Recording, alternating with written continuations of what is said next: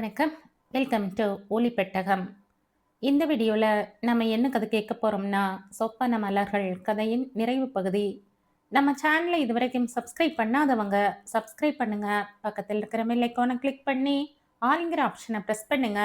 So that நான் போடுற கதைகளை உடனுக்குடனே நீங்கள் கேட்கலாம். வாங்க கதைக்குள்ள போகலாம். லதாவை அழைத்து போக அவளது பெற்றோர்கள் வந்துவிட்டனர். டாக்டர் ஜெயராம் தான் அவளுக்கு தற்காலிக சிகிச்சை அளிக்கிறார். அவரது நர்சிங் ஹோமின் வாசலில் வழக்கத்தை விடவும் கூட்டம் அதிகம். ஊருக்கு போக போகும் லதாவை பிரிய மனசு வராத சிநேகிதிகள், அவளது நலனில் அக்கறை கொண்ட ஆசிரியைகள், உண்மையிலேயே இவளுக்கு என்னவாயிற்று என்று பார்க்க விரும்பி வந்த மாணவர்கள். சில நாட்கள் முன்வரையில் சிறகடித்து பறந்த இந்த வண்ணத்து பூச்சியின் சிறகை முறித்தவர் யாராயிருக்கும் என்கிற நமைச்சல் எடுக்கும் கேள்வியுடன் பரத். அவன் கூடவே கே இன்னும் சில நல்ல பிள்ளைகள். குமார் கூட வந்திருந்தான். தம்பியை கண்டு கொள்ளவில்லை. பொது இடங்களில் அண்ணனும் தம்பியும் சந்தித்தால் நின்று பேசிக் கொண்டிருக்க மாட்டார்கள். அதெல்லாம் குமாருக்கு பிடிக்காது. என்ன பிரதர், நீ வந்திருக்க? இதுவும் போலீஸ் கேஸா? புக் ஆயிடுச்சா? ஜெயராம் தான் குமாரை கேட்கிறான். அவன் அலுப்புடன் லதாவை பார்க்கிறான். அவளோ தன்னை மறந்த ஆனந்தத்தில் ஏதோ தபஸில் மூழ்கி இருக்கும் துறவியைப் போல உட்கார்ந்திருக்கிறாள். என்ன மாத்திரப்பா இப்படி வேலை பண்றது? அதெல்லாம் பசங்க முன்னாடி சொல்லக்கூடாதுப்பா, வம்பு. சரி, உனக்காவது தெரியுமா? நல்லா கேட்ட. இந்த ரகத்துல 4-5 இருக்கு. கெட்டது போ. இதுல ரகவாரியா இருக்கா? பின்ன ஒரு சில மாத்திரைகள் டிராங்குலைசர்ஸா உபயோகப்படும். பதட்டப்படுற மனசை அமைதிப்படுத்தும். தூங்க செய்யும். தூக்கத்துல விதவிதமான கனவு வரும். எழுந்தா கைகால் உதறும். தலைவலி உயிர் போயிடும். இது ஒரு ரகம். இன்னொரு ரகம் அனாவசியத்துக்கு செல்ஃப் கான்ஃபிடென்ஸை ஏற்றிவிடும். நமக்கு சமம் யாருன்னு மதர்ப்பா திமிரா நினைக்க வைக்கும். உச்சந்தலையிலிருந்து உள்ளங்கால் வரைக்கும் ஜிலு ஜிலுன்னு சந்தோஷ அலை பரவி இருக்கும். துள்ளனும் போல, குதிச்சாடனும் போல, ஸ்கிப்பிங் விளையாடணும் போல போலியான உற்சாகத்தை கொடுக்கும். பசியே இருக்காது, தூக்கமும் வராது. அநேகமா உடம்பு இளைக்கணுங்கிறதுக்காக இந்த ரக மாத்திரைகளை சாப்பிட்ற பொண்ணுங்க இருக்கு. இவ உடம்பு இளைக்கிறதுக்காக உபயோகப்படுத்தலைன்னு தெரியறது ஜெயராம். ஏற்கனவே அவ ஒடிசலான உடம்பு தானாம். இப்ப இன்னமும் இழைச்சு. பாவம், இதுல கேரிங் வேற. அதான் பெத்தவங்களுக்கு பெரிய அதிர்ச்சியா இருக்கு. இப்ப இவளுக்கு என்ன சிகிச்சை? இதெல்லாம் பழக்கப்படுத்தினா நிறுத்துறது ரொம்ப கஷ்டம் குமார். ஆனா நிறுத்தித்தான் ஆகணும். மருந்து எழுதி தர்றேன். ஊருக்கு அழைச்சிட்டு போறாங்களாம், பார்க்கலாம். அவர் விட்டேற்றையாக பதில் அளிக்க குமார் லதாவை வைத்த கண் வாங்காமல் பார்த்து கொண்டிருக்கிறான். அவள் பக்கத்திலேயே வயசான தாயார் அழுகையில் உடல் குலுங்க, தந்தையின் முகத்தில் கோபமும் அவமானமும் சேர்ந்து சிவப்பு திட்டுக்களாய். அவருக்கு அந்த இடத்தில் இருக்கவே பிடிக்கவில்லை. யாருக்குத்தான் பிடிக்கும்? இப்படி பெற்ற மகளை ஒரு காட்சி பொருளாக வைத்திருந்தால். நாங்க இவளை அழைச்சிட்டு கிளம்புறோம் டாக்டர். நீங்க தானே போலீஸ்ல கேஸ் எழுதி கொடுத்தது? குமார் கேட்க அவர் திகைத்தாற் நிற்க, அவருக்கு பின்னால் இருந்து அவரது மகன் தலையை நீட்டுகிறான். நான் தான் சார் கேஸ் எழுதி கொடுத்தேன். அப்பாக்காரரின் கண்களில் அளவிட முடியாத மிரட்சி. மகனின் சட்டையை கொத்தாக பிடித்து உலுக்குகிறார். உன்னை எவன்டா கேஸ் கொடுக்க சொன்னது? பின்ன இந்த அக்கிரமத்தை ஏன்னு கேட்க ஆள் இல்லையா? அவளா ஒண்ணு இந்த மாதிரி பழக்கத்துக்கெல்லாம் சுலபமா அடிமையாக மாட்டா. அவளை யாரோ யாரோ ராஸ்கல்ஸ் அவன் மட்டும் என் கையில கிடைக்கட்டும், கொலை பண்ணிட்டு தான் மறு வேலை. அதுக்கு போலீஸ் இருக்கு மிஸ்டர், உங்க பேர் தெரியல. புதுசாய் வந்த குரலை கேட்டு குமார் நிமிர்கிறான். பரத் சிநேகிதர்களோடு ஜன்னல் வழியே எட்டி பார்க்கிறான். அவர்கள் முன் மோகன். Good morning sir. குமார் மரியாதையாய் சொல்ல அவன் அதை புன்னகையுடன் அங்கீகரித்தபடியே அந்த பெரியவரின் பிடியில் இருந்த லதாவின் சகோதரனை விடுவிக்கிறான். அடுத்தாற்போல நர்சிங் ஹோமையே ஆக்கிரமித்து கொண்டிருக்கும் மாணவர்களை பார்த்து மிக மிக சிநேகிதமாக, அதே சமயத்தில் அழுத்தமாக சொல்கிறான். தயவு செஞ்சு போய் அவங்கவங்க வேலையை கவனியுங்களேன். அதுவும் உங்க தங்கச்சி மாதிரி ஒரு பொண்ணு கஷ்டப்படுறப்ப இப்படி சுத்தி நின்று வேடிக்கை பார்க்கறது மனிதாபிமானம் உள்ளவங்க செய்யற செயலா? வீட்டுக்கு போங்க மிஸ்டர். உங்க ஹாஸ்டலுக்கு போங்க. போங்க. இதெல்லாம் யூஸ் பண்ணா உடம்புக்கு என்னென்ன கேடு விளைவிக்கும்னு கதையா எழுதி காமிச்சிட்டாங்க, சினிமாவா எடுத்து காமிச்சிட்டாங்க. அப்பவும் இதுல போய் விடுறீங்களே, இது நல்லதா? வாக்கியத்தை முடிக்கும் முன்னர் அவனுக்கே குரல் கம்முகிறது. நாங்க யாரும் யூஸ் பண்ணல சார். எங்களுக்கு எல்லாம் நல்லது கெட்டதும் தெரியும். இத்தனையையும் தோ நிக்கிறாங்களே அந்த கேர்ள்ஸுக்கு சொல்லுங்க. மாணவர் கூட்டத்தில் இருந்து எவனோ ஒருவன் கத்துகிறான். ஷ்! கத்தாதீங்க. நீங்க சொல்றது 100க்கு 100 உண்மை. ஒத்துக்கிறேன். உங்க எல்லாருக்கும் இந்த மருந்துகளோட குணம், பின்னால ஏற்படுற விபரீதம் எல்லாம் தெரிஞ்சிருக்கு. இல்லன்னு சொல்லல. அத இந்த கேர்ள்ஸுக்கும் சொல்லித் தரலாம் இல்ல? தீக்குள்ள விரல வச்சா சுடும்னு குழந்தைகளுக்கு தெரியாது. நாம தான் சொல்லித் தரணும். சரி, இப்ப கிளம்புங்க. நீங்களும் தான். அவன் மாணவிகள் இருந்த பக்கமும் பார்த்து கெஞ்சாத குறையாக சொல்ல கும்பல் நத்தையாய் ஊர்கிறது. இதற்காகவே காத்திருந்தவன் போல மோகன் லதாவின் சகோதரன் தோளில் ஆதரவாய் தட்டுகிறான். அப்பாவோட கோபத்துல நியாயம் இருக்கு. சார், ஆமா பிரதர், நீங்க என் வயசுதான் இருப்பீங்கன்னு நினைக்கிறேன். ஆனா எனக்கு இருக்கிற அனுபவம் உங்களுக்கு இல்ல. போலீஸ்ல என்னென்ன கேஸ் ஃபைல் பண்ணியிருக்கீங்க? இது மாதிரி என் தங்கையை எவனோ ஏமாத்தி ஏமாத்தி மோகனின் கேள்விக்கு பதில் சொல்ல முடியாதவனாக தலை குனிகிறான் அவன். பாத்தீங்களா, இதுக்கு தான் சொன்னேன். நம்ம வீட்டு பொண்ணு மேல கரை படிஞ்சிருக்குன்னு நாமே போய் தம்பட்டம் அடிச்சுக்கிறதா? ஒருவேளை உங்க சிஸ்டர் குணமாகி அவ வயித்துல இருக்கிற அசிங்கத்தையும் எடுக்க முடிஞ்சிடும்னா இந்த விஷயத்தையே அதிகமா பரவ விடாம அவளுக்கு ஒரு வாழ்க்கையை அமைச்சு கொடுக்கலாம் இல்லையா? இதை கேட்டதும் அதுவரையில் மகனின் பக்கத்தில் மௌனமாய் சாய்ந்திருந்த லதாவின் தாய் புடவை தலைப்பால் வாயை பொத்திக் கொண்டு லேசாய் கேவுகிறாள். ஐயோ, என் குழந்தைக்கு இனிமே ஏது வாழ்க்கை? இப்படி ஒரு துரோகத்தை செஞ்சவன் நல்லா இருப்பானா? அவன் நாசமா போக. இப்ப நீங்க தான் உங்க மகளோட எதிர்காலத்தை உங்க வாயாலேயே பாழடிக்கிறீங்க. மா, சார், முதல்ல கேஸ வாபஸ் வாங்குங்க. இப்ப இத செஞ்சவன் யாருன்னு தேடுறதை விட இவளை எப்படி குணமாக்கலாம்னு யோசிங்க. இத்தனைக்கு பிறகு லதாவின் அண்ணன் பயபக்தியுடன் மோகனை பார்த்து கேட்கிறான். சார், தப்பா நினைச்சுக்கப்படாது. நீங்க? மோகன் தன் கையை நீட்டி அவனது கரத்தை பிடித்து குலுக்கியபடி சொல்கிறான். ஐ எம் மோகன். இந்த ஊர்ல சில தியேட்டர் ஹோட்டல்ஸுக்கு சொந்தக்காரன். காலேஜுக்கு வருஷம் தவறாம ஏதாவது நிதி உதவி செய்யறதை எங்க அப்பா காலத்துல இருந்து பழக்கமா வச்சுட்டு இருக்கோம். உங்க தங்கை நினைவு தெரியாத நிலையில மோகன் மோகன்னு கூப்பிட்ட உடனே பிரின்சிபால் என்னை வரவழைச்சிட்டாங்க சார். உங்களோட சிரமம் எனக்கு புரிகிறது. எப்படியாவது அவளை பழைய நிலைக்கு கொண்டு வந்துடுங்க. மோகனின் பரிவான பேச்சில் உடைந்து போய் அழுகிறான் லதாவின் சகோதரன். ஆத்திரத்துல ஏதாவது செய்ய போய் கடைசியில உங்க தங்கையோட வாழ்க்கையையே பாழாக்கிடாதீங்க. எங்க போலீஸ் ஆபீசர்?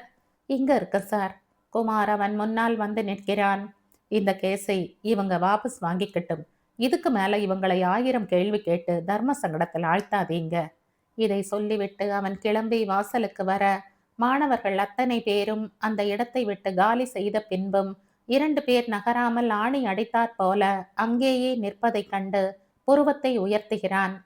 பரத், கே, எல்லாரையும் போக சொன்னனே, எதுக்காக நீங்க 2 பேரும் இங்க? காலேஜ் ஸ்டூடெண்ட்ஸ் தானே? மோகன் விசாரிக்க பரத் பதிலளிக்காமல் முகவாயை தடவியபடி அவனையே கூர்ந்து பார்க்க அவசர அவசரமாய் கே தான் பதிலளிக்கிறான். Yes sir, engineering college students. நாங்க அந்த பெண்ணை வேடிக்கை பார்க்க வரல. இவனுக்கு கொஞ்ச நாள் ராத்திரி பகல்னு இல்லாம கண்ணை மூடினா வயசு வாரியா சைஸ் வாரியா பொம்பளைங்களா வந்து நிக்கிறாங்களாம். சைக்கியாட்ரிஸ்ட பார்த்தோம். இதுக்கு பேரு லேடியோ ஃபோஃபியான்னு சொன்னார்.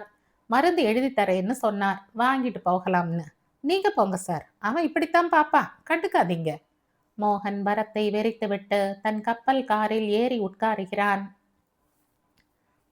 லதா இல்லாத அந்த அறை வெறிச்சென்றுதான் இருக்கிறது. இத்தனைக்கும் அவள் நித்யாவை விட ஓரிரு வயசு பெரியவள். அவளது நோக்கமெல்லாம் புவனா கூடத்தான்.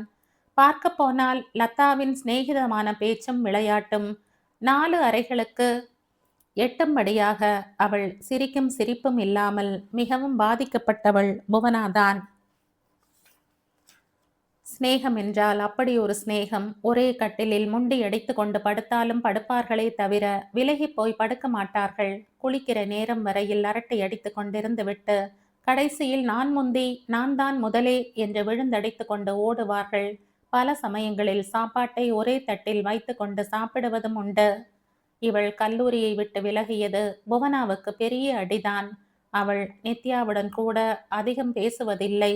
அறையின் மூலையில் லதாவின் துணிமணிகள் தொங்கும் கொடி இப்பொழுது காலியாகி கிடப்பதையும் அவளுக்காக போடப்பட்டிருக்கும் கட்டிலின் வெற்றுடம்பையும் பார்த்து பெருமூச்சு விடவே நேரம் சரியாக இருக்கிறது. இத்தனைக்கும் நடுவில் ஒரு உறுத்தல் இல்லாமல் இல்லை. நிச்சயமாக இந்த லதாவின் போதை பழக்கத்துக்கும் மற்ற சகவாசங் மற்ற சகவாசங்களுக்கும் பரத்தோ அவனை சேர்ந்தவர்களோ காரணமில்லை. ஒரு காலத்தில் சசி இது போன்ற நிலைமை ஏற்பட்ட போது பரத்தான் இத்தனைக்கும் காரணம் என்று லதா மட்டுமல்லாமல் புவனாவும் ஸ்திரமாக நம்பியிருக்கிறாள். ஆனால் லதா அடிக்கடி இவளிடம் ஏதோ ஒரு பொய்யை சொல்லிவிட்டு தலைமறைவான பொழுதிலெல்லாம் இவள் பரத்தை அவனது சிநேகிதர்களுடன் கல்லூரி வாசலில் பார்த்திருக்கிறாள். ஆதலால் அவனுக்கும் இதற்கும் சம்பந்தம் இல்லை. வேறு யார் காரணம்? லதா தேடி போனது இந்த மோகன் இல்லை என்றால் வேறு எந்த மோகன்? அது எப்படி? அவள்தான் அத்தனை தீர்மானமாக சொன்னாளே, இந்த மோகன்தான் தன்னை காதலித்தது என்று. இது மாதிரியான விஷயங்களில் பொய் சொல்வார்களோ? கல்பனா சொன்ன மாதிரி லதா மருந்தோட போதையில உளறினாளோ? எல்லாம் சரிதான். இந்த கல்பனாவிடம் லதா எத்தனை இழைந்து இழைந்து பழகி இருக்கிறாள். அக்கா அக்கா என்று உயிரையே விட்டிருக்கிறாளே. அப்பேற்பட்டவள் தன் நிலை தெரியாமல் கிடந்தபோது என்னமோ ஒரு ஒப்புக்கு வந்து பார்த்தாளே தவிர உண்மையான வருத்தமோ கலக்கமோ கொஞ்சம் கூட இல்லையே. ஏன்? புவனா தனக்குள் கேட்டு கேட்டு குழம்பி போகிறாள். எப்பொழுதாவது இது பற்றி நித்யாவிடம் பேசலாமா என்று அவள் நினைப்பாள். ஆனால் நித்யாவோ அடிக்கடி தனக்குள் மூழ்கி போய் கொண்டிருந்தாள். கையில் பாடப்புத்தகத்தை பிரித்து வைத்து கொண்டு கனவு காணத் தொடங்கிவிட்டாள். 2-3 தடவை புவனாவிடம் கேட்டாள். நான் கல்பனா அக்கா வீட்டுக்கு போறேன், நீ வர்றியா? ஆஹா, வரல. ரூம்ல தனியா உட்காந்து என்ன செய்ய போற? கொஞ்ச நாளா எதுலையும் கலந்துக்கவே பிடிக்கல நித்யா. அடிக்கடி லதாவோட நினப்பு வர்றது, எதுவுமே செய்ய முடியல. இங்கேயே அடைஞ்சு கிடந்தா அப்படித்தான் இருக்கும். கொஞ்ச நேரம் இதையெல்லாம் மறந்துட்டு கல்பனா அக்காவோட பேசின்னு இருக்கலாமே. புவனா ஆச்சரியத்துடன் விழிகளை மலர்த்தி அவளையே பார்க்கிறாள். எப்பொழுதில் இருந்து இவள் இப்படி மாறினாள்? கல்லூரி நேரம் போக பாட புத்தகமும் கையுமாய் உட்கார்ந்திருக்கும் நித்யாவா இப்படி பேசுகிறாள்? அது மட்டுமல்ல, பேச்சு வாக்கில் மரத்தின் பெயர் அடிபட்டாலே சீறி பாய்கிறாள். அவனை பத்தின பேச்சை எடுக்காத, அவன் ஒரு போக்கிரி. அவனாலதான் இந்த காலேஜ் பொண்ணுங்களே பாழா போறாங்க. உன்ன மாதிரி தான் நானும் நினைச்சேன். ஆனா இப்பதான் புரியுது. இத்தனைக்கும் காரணம் இவன் இல்ல, இதுக்கெல்லாம் கீபோர்டு வேற எங்கேயோ இருக்குதுன்னு. நினைச்சிட்டு ஒரு நாள் இல்லைன்னா ஒரு நாள் நீயும் அந்த சசி லதாவோட லிஸ்ட்ல சேர போற. அவனை பத்தி என்ன? அவன் அண்ணனை பத்தின விஷயங்கள் எல்லாமும் எனக்கு தெரியும். யாரு இல்லைன்னு சொல்ல முடியாது. ஆதாரபூர்வமான செய்தி. யார் சொன்னது? வேற யார் சொல்வா? கல்பனா அக்காதான். இதை விட வேற யார் சொல்லணும்? வெடுக்கென கேட்டுவிட்டு நகருகிறாள் நித்யா. புவனா ஸ்தம்பித்து உட்கார்ந்து விட்டாள். கல்பனா கல்பனாவா இதையெல்லாம் சொன்னாள்? எத்தனையோ முறை பரத்தின் அண்ணன் குமாரும் ஜெயராமும் சேர்ந்து ஜீப்பில் வருவதை அவள் பார்த்திருக்கிறாள். எத்தனையோ முறை கல்பனா பரத்தை தம்பி தம்பி என்று அழைக்க கேட்டிருக்கிறாள். அது இப்படி உள்ளொன்று வைத்து புறமொன்று பேச முடிகிறது இவர்களால்? அன்று மாலையே புவனா பரத்தை சந்திக்க நேர்கிறது. அவன் கேயுடன் தனது மோட்டார் சைக்கிளில் கல்பனாவின் காஃபி பாரை விட்டு சற்று விலகினாற் போல நின்றிருக்கிறான். அது என்னவோ இத்தனை நாளும் இல்லாத ஒரு பரிவு, ஒரு சகோதரத்துவம் புவனாவின் நெஞ்சில் ஊற்றெழ, அதே சமயத்தில் கல்பனா சொன்னதை பற்றி தெளிவாக தெரிந்து கொள்ள வேண்டும் என்கிற பதட்டமும் சேர, மிஸ்டர் பரத்! அவள் தான் நின்ற இடத்தில் இருந்தே அவனை கூவி அழைத்து ஓட்டமும் நடையுமாய் அவன் அருகில் போக, கே தனது மூக்கு கண்ணாடி நழுவுவது கூட தெரியாமல் அவளையே பார்த்து கொண்டிருக்க, காஃபி பாரின் வாசலில் நின்று கொண்டிருந்த சில பெண்கள் கூட இவளையே அதிசயமாய் பார்க்கிறார்கள். பெண்கள் கல்லூரி மாணவி ஒருத்தி இப்படி 4 பேர் பார்க்கும்படியாக ஒரு மாணவனை பெயர் சொல்லி அழைத்தபடி ஓடுவது இதுதான் முதல் தடவை. என்னையா? பரத் நம்ப முடியாதவனாய் ஜாடையில் கேட்கிறான். ஆமா, கொஞ்சம் நில்லுங்க. அவள் மூச்சிறைக்க அவன் எதிரில் நின்ற அதே நேரத்தில் கல்பனா இந்த காட்சியை நித்யாவுக்கு தன் காஃபி பாரில் இருந்தபடியே சுட்டி காட்டுகிறாள். பாத்தியா நான் என்ன சொன்னேன்? ஐயோ, இவ எதுக்கு அவங்கிட்ட பேச போறா? நான் தான் சொன்னனே, சில பிடிவாதக்கார பொண்ணுங்களுக்கு என்ன சொன்னாலும் புத்தியே கிடையாது. முரட்டுத்தனமா அவங்க போக்கிலேயே நடந்துப்பாங்க. நீ வேணா பார்த்துட்டே இரு. லதாவுக்கு அடுத்த கேஸ் இந்த புவனாதான். இதை கேட்டதும் நித்யா பதறிவிட்டாள். கண் எதிரே ஒருத்தி தடம் புரண்டு போவதை பார்த்து கொண்டு சும்மா இருப்பதாவது? அவள் புவனாவை அழைப்பதற்காக வாயை திறக்க, கல்பனா அவளின் மிருதுவான கையை பற்றி தடுக்கிறாள். இப்ப கூப்பிடாத, அனாவசியமா நம்ம மேல அவளுக்கு கோபம் வரும். தான் இது மாதிரி நிறைய பொண்ணுங்க கிட்ட மூக்கறுபட்டிருக்கேன். இது மாதிரி சம்பளப்பட்ட மனசுக்கு அப்புறம் பெத்த அம்மாவே வந்து தடுத்து நிறுத்தினாலும் எட்டி உதைச்சிட்டு போகத்தான் தோணும். நித்யா பார்த்து கொண்டே நிற்கிறாள். புவனா பரத்திடம் எதையோ தீவிரமாக பேசுவதும் அவன் மிக உன்னிப்பாய் தலையை அசைத்து கேட்பதும். கடைசியில் கே புவனா பரத் மூவருமாய் மோட்டார் சைக்கிளை தள்ளி கொண்டு போவதும் சற்று தள்ளி போனதும் கே ஓரிடத்தில் கட்டி போட்டாற் போல நிற்க பரத் மோட்டார் சைக்கிளை உதைத்து தாவி ஏற அவன் பின்னாலேயே சின்ன பூ பந்து போல புவனா ஏறி அமர கே நின்ற இடத்தில் இருந்தே அவர்களை நோக்கி கைகளை வீசி ஆட்ட உடம்பு முழுவதும் பற்றி எரிவது போல இருக்கிறது நித்யாவுக்கு. கல்பனா அவள் தோளை மெல்ல தட்டுகிறாள். ரவி உன்னை பார்க்கணுங்கிறா. ரவியா? எந்த ரவி? அதான் கோயம்புத்தூர் மில் ஓனரோட பிள்ளை. சி போங்க. நித்யா வெட்கத்தில் சிவக்க கல்பனா செல்லமாய் அவள் கன்னத்தை பிடித்து நிமிண்டுகிறாள். நான் நல்ல பையனா இருந்தாதான் என் வாசப்படியே ஏற விடுவேன். இது மாதிரி விஷயங்கள்ல நான் ரொம்ப கண்டிப்பானவங்கிறது உனக்குத்தான் தெரியுமே. ஏதோ அந்த பிள்ளை ஆசையா கேட்டா என்னக்கா அந்த பொண்ணை பாப்பீங்களான்னு இத சொல்றதுக்குள்ளேயே பொம்பளை மாதிரி என்ன வெக்கம் போ. நான் கூட சொன்னேன், அது படிச்சு முடிக்கட்டும்பா, இப்ப அத கல்யாணம் குடும்பம்னு தொந்தரவு பண்ணக்கூடாது. போதா குறைக்கு முதல்ல இவ அக்காக்களுக்கு கல்யாணம் ஆகட்டும், அப்புறம் இவளை பத்தி யோசிக்கலாம்னு. கல்பனா கேஷ் பாக்ஸை இழுத்து பூட்டி கொண்டு எழுந்திருக்கிறாள். சின்னதாய் சோம்பல் முறிக்கிறாள். அப்போ நான் வர, சும்மா நீ என்ன சொல்றேன்னு பார்க்கறதுக்காகத்தான் கேட்ட, பதறி போகாத. நித்யாவின் முகம் சட்டென வாடுகிறது. பொய் தானே சொன்னீங்க. அவன் வந்திருக்கிறது மெய். அவன் உன்னை பார்க்கணும்னு சொன்னதா நான் சொன்னது பொய். வரட்டுமா? முடிஞ்சா நாளைக்கு சனிக்கிழமை, அரை நாள் தானே காலேஜ், வீட்டு பக்கம் வா. கல்பனா அவளது பதிலையே எதிர்பார்க்காதவள் போல கிளம்பி விட்டாள். நித்யா சஞ்சலிக்கும் இதயத்தை அதட்டி அடக்கும் வழி தெரியாதவளாக கல்லூரியை நோக்கி மெல்ல நடக்கிறாள். அழைப்பு மணியின் ஓசை கேட்டு கதவை திறந்த கல்பனா நித்யாவை பார்த்ததும் ஆச்சரியம் தாழாதவளைப் போல புருவத்தை உயர்த்துகிறாள். வா வா, நிஜமாவே மழை கொட்ட போறது. அவள் நித்யாவின் முகத்தை கூர்ந்து பார்த்தபடியே புன்னகைக்க நித்யா அவளது கண்களை சந்திக்க மாட்டாதவளாக தலை குனிகிறாள். ஒண்ணுமில்ல, பிசிக்ஸ்ல ஒரு சந்தேகம், அதான் கேட்டுண்டு போகலாமேன்னு வந்த. உட்காரு, ஒரு நிமிஷத்துல அடுப்பு வேலையை முடிச்சிட்டு வந்துடுறேன்.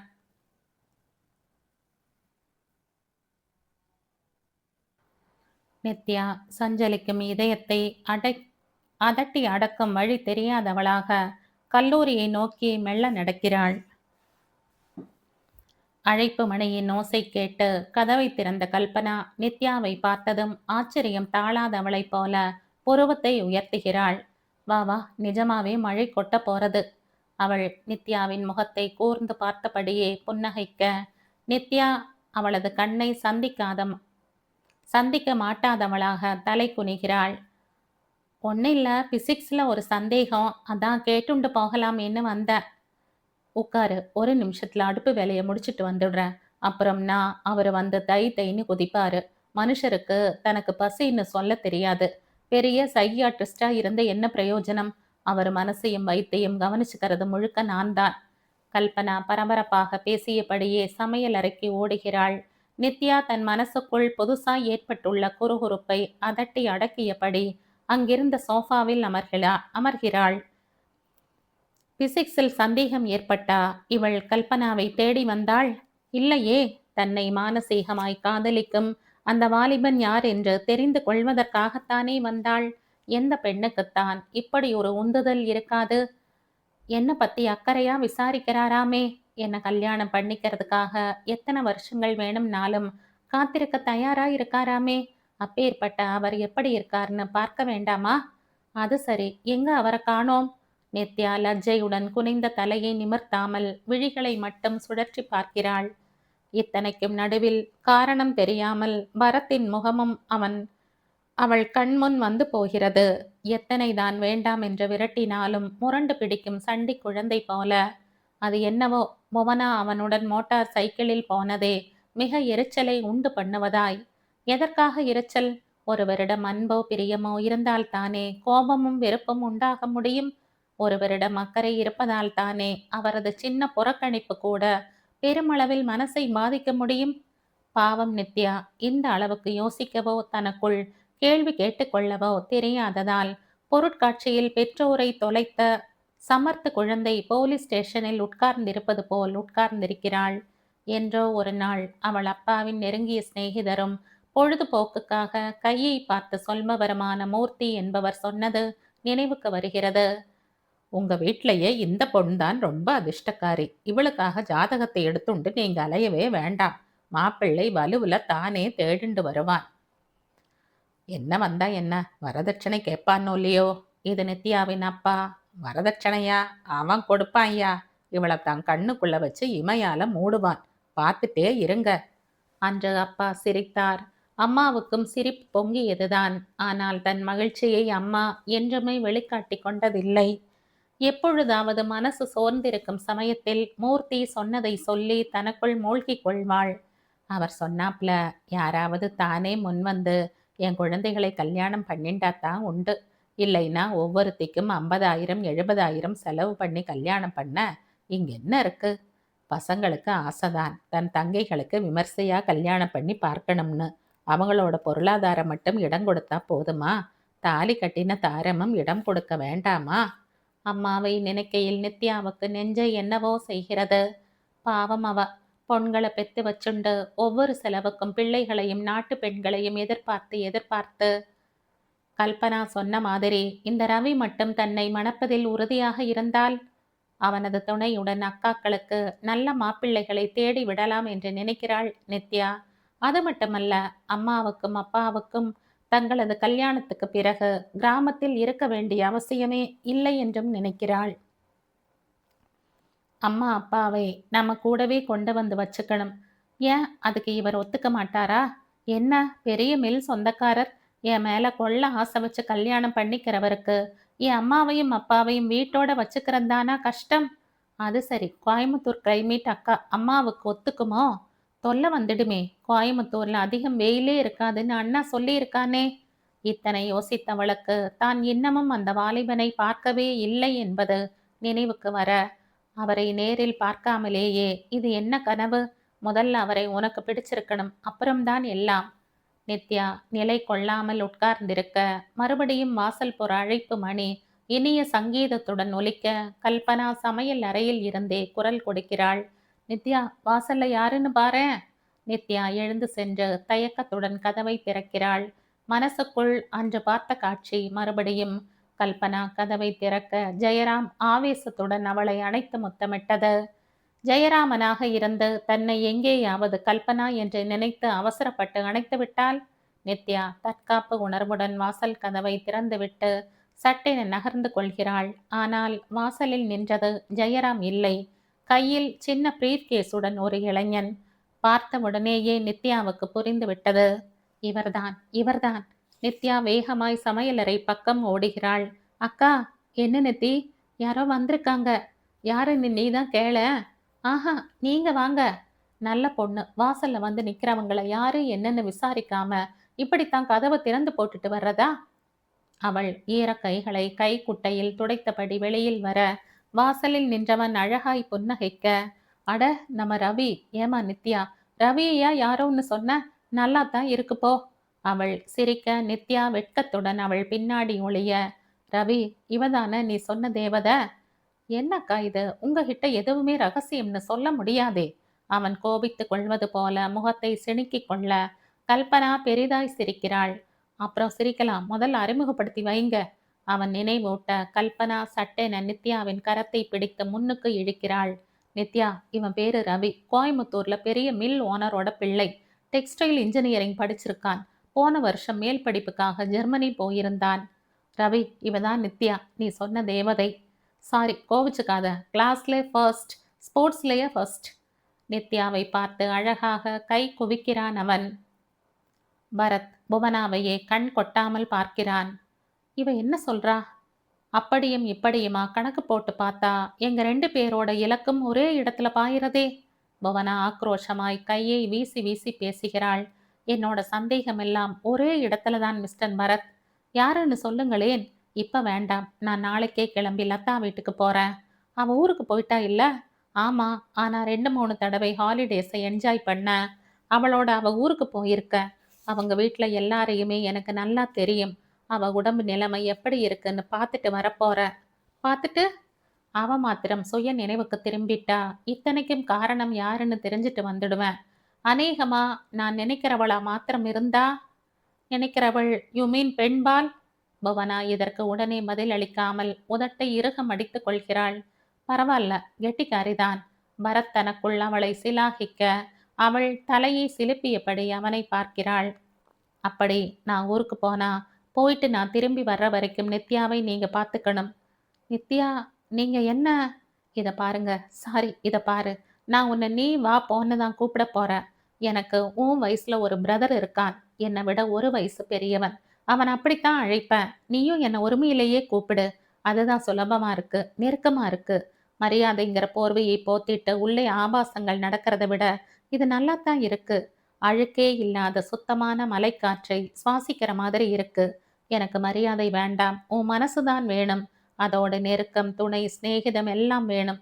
உனக்கு தெரியுமா, இந்த போதை மருந்தோட பிரம்மாண்டமான ராட்சச வாயில அடுத்து யார் விழப் போறாங்களோன்னு நான் உள்ளூர பயந்துட்டு இருக்கேன்.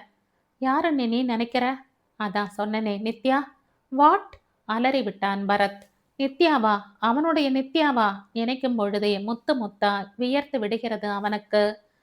ஒரு சசியை மாதிரி, லதாவ மாதிரி அவனது பிரியத்துக்கு உகந்த நித்யாவை அரை சிரிப்பும் கோணல் பார்வையும், இடுப்பில் துணி விலகுவது கூட தெரியாமல், ஐயோ, அவன் தன்னை மறந்து தான் ஆண் பிள்ளை என்பதையும் மறந்து அழத் தொடங்கினான். சு! அவள் அவனை அதட்டுவது போல பார்க்கிறாள். நீ ஒரு ஆண் பிள்ளையா லட்சணமா நடந்துப்பேன்னு பார்த்தா நீ கூடவா பயப்படுற? இல்ல, இல்ல புவனா, அவளனா அவளனா அதற்கு மேல் சொல்ல முடியாமல் அவன் தவிக்க, அவள் புரிந்து கொண்டாற் போல சிரிக்கிறாள்.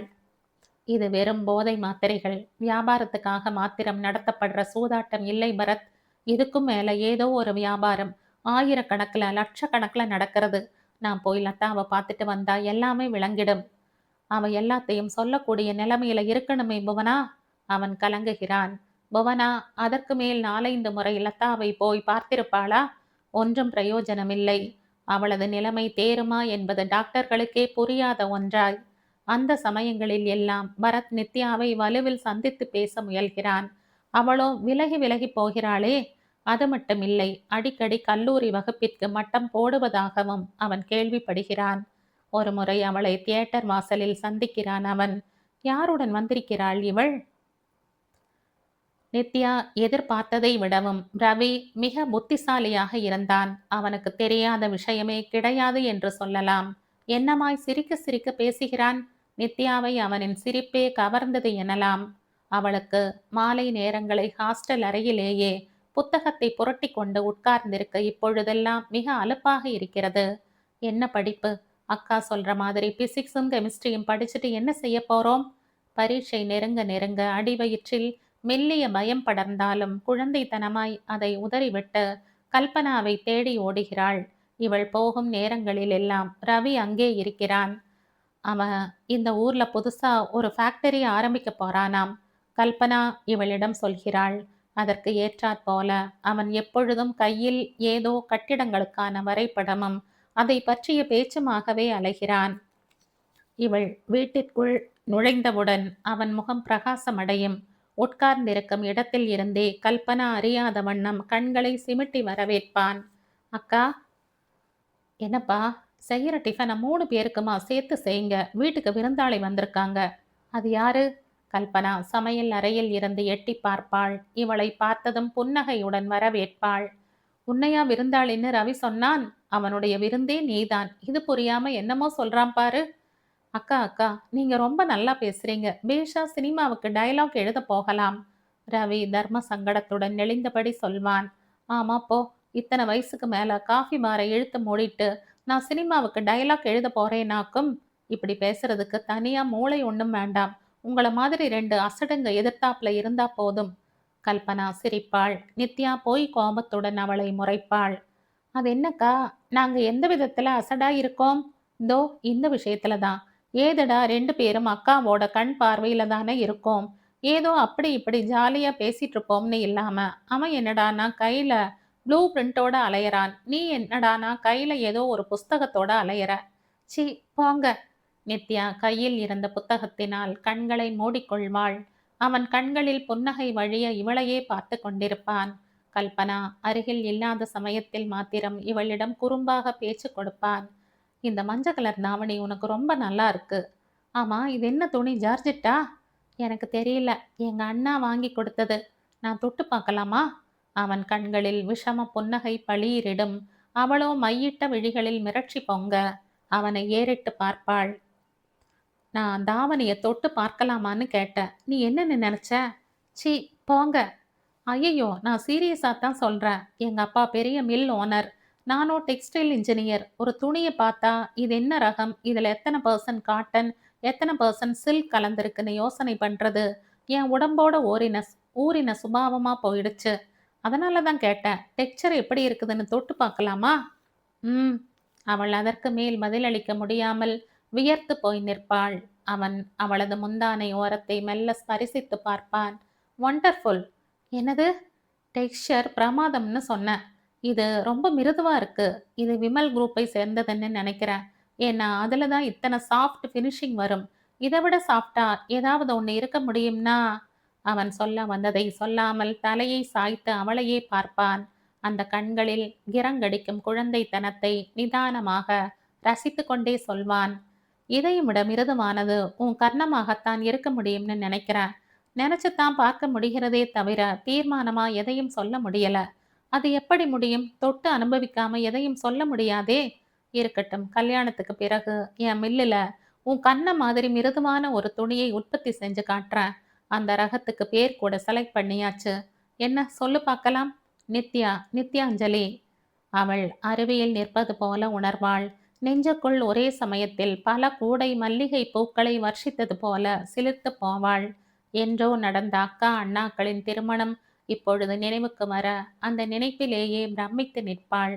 கெட்டிமேளம் கெட்டிமேளம் என்கிற குரலுடன் ஹோம புகையும் சேர்ந்து நாசியை நிரப்புவது போல திக்கு முக்காடி போவாள். அவன் அவளிடம் மிக நாசுக்காக பழகுகிறான்.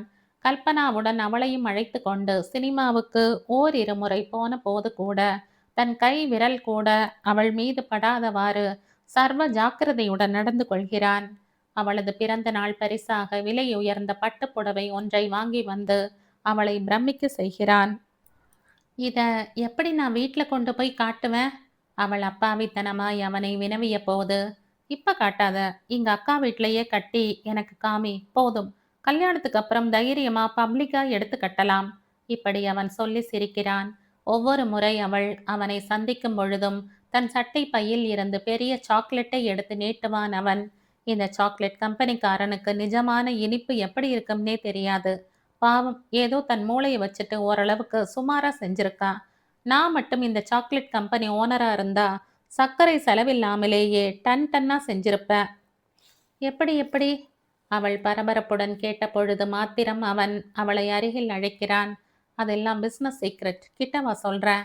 அவளது காதோடு அவன் சொன்னபோது கதுப்பு கன்னத்தில் அவனுடைய இளமீசையும் உதடுகளும் லேசு வாசாகப்பட்டு இதய துடிப்பை அதிகரிக்க செய்கிறது. இதுதான் இவளின் முதல் ஸ்பரிசம்.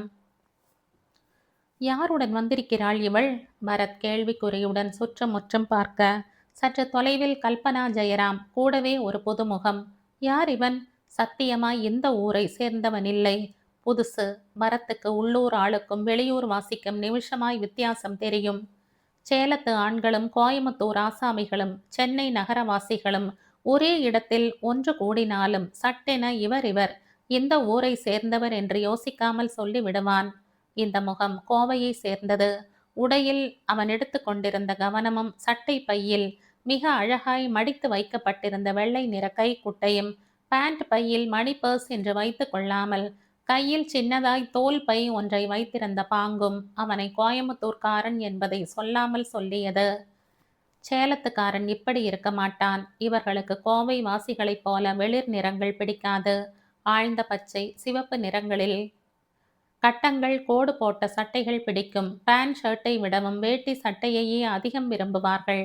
பண விஷயத்தில் கோவைக்காரர்களை விடவும் சேலத்துக்காரர்கள் மிக கெட்டி. வேட்டிக்குள் காடா துணியில் அரை நிக்கர் போட்டு அதில் மிக அந்தரங்கமாய் பை வைத்து தைத்திருப்பார்கள். சென்னை இளைஞர் இது இரண்டிலும் சேர்த்து இல்லை. அநேகமாய் வெளுத்துப் போன ஜின் துணியில் பேண்ட்டும் எகிப்திய பருத்தியில் ரெடிமேடு கசங்களுடன் ஷர்ட்டும் கண்ணை மறைக்கும் எண்ணெய் காணாத கிராப்பும் சதைப்பற்றில்லாத நெடு வளர்த்தியும் நுனி நாக்கு ஆங்கிலமுமாய். இவர்களிடம் பர்ஸும் கிடையாது, தோல் பையும் கிடையாது. சில்லறையோ ரூபாய் தாள்களோ எதுவானாலும் பேண்டின் பிருஷ்டபாகத்து திறந்த பாக்கெட்டுகளில் தான் அடைக்கலம். பஸ்ஸில் டிக்கெட்டுக்காக இவர்கள் சில்லறை தேடும் விதம் சமீபத்தில் ஒலிம்பிக் பந்தய ஜிம்னாஸ்டிக் வீராங்கனைகளையும் வியக்க வைக்கும் விதமாய். பரத் சற்று தள்ளி நின்று கொண்டு நித்யாவையும் கல்பனா ஜெயராமையும் அந்த கோயமுத்தூர் புதுமுகத்தையும் மாறி மாறி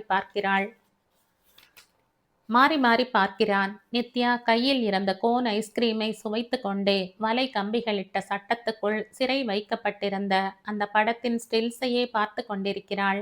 கல்பனா டிக்கெட் வாங்க கவுண்டர் அருகில் போக புதுமுகம் அவளை முந்திக் கொண்டு 100 ரூபாய் தாளை கவுண்டரினுள் நீட்ட வந்தது வரட்டும் என்பது போல பரத் கல்பனாவின் அருகில் போய் நிற்கிறான். இவனை பார்த்ததும் அந்த முகத்தில் அதிர்ச்சி, சொல்ல தெரியாத சங்கடம். அட, நம்ம தம்பி எங்க இப்படி? அர்த்தமில்லாத கேள்வி. சினிமா தியேட்டருக்கு எதுக்கு வருவாங்க? சினிமா பார்க்கத்தான். ஆமா, நீங்க மாத்திரமா வந்தீங்க? மிஸ்டர் ஜெயராமன் வரல? அவருக்கு எங்க இதுக்கெல்லாம் நேரம்? நான் நித்யாவோட வந்தேன். இங்க வந்ததும் மிஸ்டர் ரவியை பார்த்தேன். ரவியை தெரியுமோ? கோயம்புத்தூர்ல. அவள் சொல்லிக் கொண்டிருக்கும் பொழுதே ரவி கையில் டிக்கெட்டுகளுடன் வர கல்பனா அவனுக்கு மரத்தை அறிமுகப்படுத்தி வைக்க ஒரு ஹலோவுடன் மிக சுருக்கமாக முடித்து கொள்கிறான் அவன். உள்ள போகலாமா? ஃபர்ஸ்ட் பில் அடிச்சாச்சு. ரவி கல்பனாவை பார்க்க கல்பனா பரத்திடம் அசட்டு புன்னகையை உதிர்க்கிறாள். அப்போ நாங்க உள்ளே போறோம். பரத் நித்யாவை திரும்பி பார்க்கிறான். அதே சமயத்தில் அவளது பார்வையும் அவன் புறம் திரும்புகிறது. முதலில் கண்களில் ஒருவித மிரட்சி, பிறகு இவன் என்ன செய்து விடுவான் என்கிற அலட்சியம். தியேட்டரிலுமே இவர்களுக்கு நேர் பின் சீட் பரத்துக்கு. ரவி என்ன நினைத்தானோ? நித்யாவும் கல்பனாவும் மிகவும் அவஸ்தைப்படுவது அவர்களின் முகத்திலேயே தெரிகிறது. பரத் தனது பார்வையை இம்மியும் நகர்த்தவில்லை. நித்யாவின் மீதே நிலைத்திருக்கிறான். அந்த கணமே அவளது கரத்தை பிடித்து இழுத்து கொண்டு வெளியேறி விட வேண்டும் போல தோன்றுகிறது. முடியவில்லையே. இடைவேளையில் ரவி மட்டும் எழுந்து போய் இவர்களுக்கு பாப்கார்னும் கேக்கும் வாங்கி வருகிறான். படம் முடிந்து வெளியேறும் பொழுது பரத் துணிந்து நித்யாவின் அருகில் நடக்கிறான். கல்பனாவும் ரவியும் மட்டும் சற்று முன்னால். நித்யா, நீ என் கூட பேசலைனாலும் பரவாயில்ல, நான் உன் கூட பேசணும். ப்ளீஸ் ஒரு டைம் சொல்லு. நித்யா, என் கூட பேசினா நான் எல்லா விஷயத்தையும் உனக்கு புரியும்படியா விளக்குவேன். கும்பல் கரைகிறது, சீக்கிரம் சொல்லு. நீ இப்ப போற பாதை சரியில்லை நித்யா. கல்பனா ஜெயராம நம்பாத. அவ என்ன சொன்னாலும் கேட்காத. எதை செய்யறதா இருந்தாலும் ஒரு தடவைக்கு 2 தடவை. அவன் சொல்லி முடிக்கவில்லை. அதற்குள் கல்பனா அப்படியே நின்று சடக்கென திரும்பி பார்க்கிறாள். நித்யா, இதோ வந்துட்டு இருக்கங்கா. சீக்கிரமா, ரவி ஆட்டோ பிடிக்க போயிருக்கான். இப்படி கும்பல்ல மாட்டிக்காத. கண்டவனும் இதுதான் சாக்குன்னு மேலே எடிப்பான். வா வா, இப்படி வந்து என் பக்கத்துல நின்னுக்க. ஆட்டு இடையனின் கையில் இருக்கும் துரட்டிக்கு பணிந்து அவன் சொன்னபடி கேட்கும் ஆட்டுக்குட்டி போல அவள் கல்பனாவின் பக்கத்தில் போய் நிற்கிறாள். பளீரென இழுத்து அறைவிட வேண்டும் போல துடித்து போகிறான் பரத். எங்கேயோ எப்பொழுதோ படித்த வாலியின் புது கவிதைதான் நினைவுக்கு வருகிறது. மரியே செம்மரியே, மேய போகிறாயா? போ. தோ அந்த மலையடி வாரத்தில் நல்ல மூலிகைகள் மலிந்து கிடக்கின்றன. அவைகளை மேய். தப்பித்தவறி விஷப்பூண்டுகளில் வாயை வைத்து விடாதே. உனக்கு ஒன்று நேர்ந்து விட்டால் என் உள்ளம் குலுங்கி குலுங்கி குழந்தை போல் அழும். விடியும் வரையில் அரை தூக்கத்தில் ஆனந்தமாக அசைப்போடு. விடிந்த பிறகுதான் பக்ரீத். பரத் தன் முகத்தை அழுந்த துடைத்து கொள்கிறான். கல்பனாவோ இவனை ஒரு புழுவை பார்ப்பது போல பார்த்துவிட்டு நித்யாவை ஒரு கையால் அணைத்து கொண்டு ரவி கொண்டு வந்த ஆட்டோவில் ஏறி அமர்கிறாள். தெரிந்தோ இல்லை தெரியாமல் தானோ ரவியின் பக்கத்தில் நித்யா, அவளுக்கு அருகில் கல்பனா நெருக்கி அடித்து கொண்டு. அவன் தனது மோட்டார் சைக்கிளில் எந்தவித குறிக்கோளும் இல்லாமல் அவர்கள் சென்ற ஆட்டோவை சிறிது தூரம் தொடர்ந்துவிட்டு தன் வீட்டு பக்கம் திரும்ப வழியில் கத்திரிக்கோலை பிரித்து நிறுத்தினாற் போல கே கை இரண்டையும் வீசி ஆட்டியபடி நிற்கிறான். என்னடா? புவனா உன்னை பார்க்கணும்னு காத்துட்டு இருக்கா. எங்க? வேறெங்க, வழக்கமான மதகடியில தான்.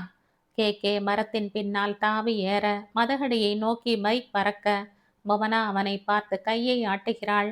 முகத்தில் மெல்லியதாய் உற்சாகம். என்ன புவனா, டேப் பண்ணிட்டு வந்திருக்க? எத? லதாவோட பேச்ச. விழிகள் வெறிய அவளையே பார்க்கிறான் பரத். மலைத்து உட்கார்ந்திருக்கிறாள் நித்யா. கண் எதிரே பௌதீகமும் ரசாயனமும் தட்டாமாலை ஆடுகிறது. கணக்கு இவள் கிட்ட வராமல் எட்ட நின்றே கெக்கலி கொட்டுகிறது. இன்னும் ஒரு வாரத்தில் ஆண்டு தேர்வு. மாணவர்கள் படிப்பதற்காக கல்லூரி விடுமுறை அளித்திருக்கிறது. நித்யா புத்தகங்களை பரத்தி போட்டு கொண்டு உட்கார்ந்தவள்தான். கண்ணை கட்டி காட்டில் விட்டாற் போல இருக்கிறது. இத்தனையையும் படித்து என்ன செய்ய போகிறாய்? கிடக்கிறது விடு. எல்லாவற்றையும் தூக்கி வைத்துவிட்டு நிம்மதியாய் கல்பனா அக்கா வீட்டுக்கு போ. இப்படி ஒரு மனசு சொல்கிறது. ஐயோ, பரீட்சையில் ஃபெயில் ஆனால் அப்பா அண்ணா முகத்தில் எப்படி விழிப்பது? இவர்களை விடு. ஒவ்வொரு அண்ணன் பெண்டாட்டியும் தாடகை சூர்ப்பனை கணக்காய் வந்து நின்ற முகத்தில் இடிப்பார்களே, அதற்காகவாவது படிக்க வேண்டாமா? இப்படி ஒரு மனசு புலம்புகிறது. அண்ணாவின் கடிதங்களில் எல்லாம் இவளின் படிப்பை பற்றியும் தேக நலனை பற்றியும் விசாரிப்புகள்தான். நன்னா படி நித்யா, நீ ஃபர்ஸ்ட் கிளாஸ்ல பாஸ் பண்ணா உன்னை இதுக்கு மேலையும் படிக்க வைக்கிறேன். நம்ம குடும்பத்துல ஒரு பெண்ணாவது நிறைய படிச்சு பெரிய உத்தியோகத்துல இருக்கணுங்கிறது என்னோட ரொம்ப நாள் ஆசை.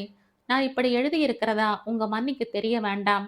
கல்யாணம் பண்ண போற தங்கைக்கு எதுக்காக பணத்தை வாரி இறைச்சு மேல படிக்க வைக்கணும்னு அவ திட்டுவா. அண்ணாவின் இந்த கடிதத்துக்கு கூட பதில் எழுதவில்லை அவள்.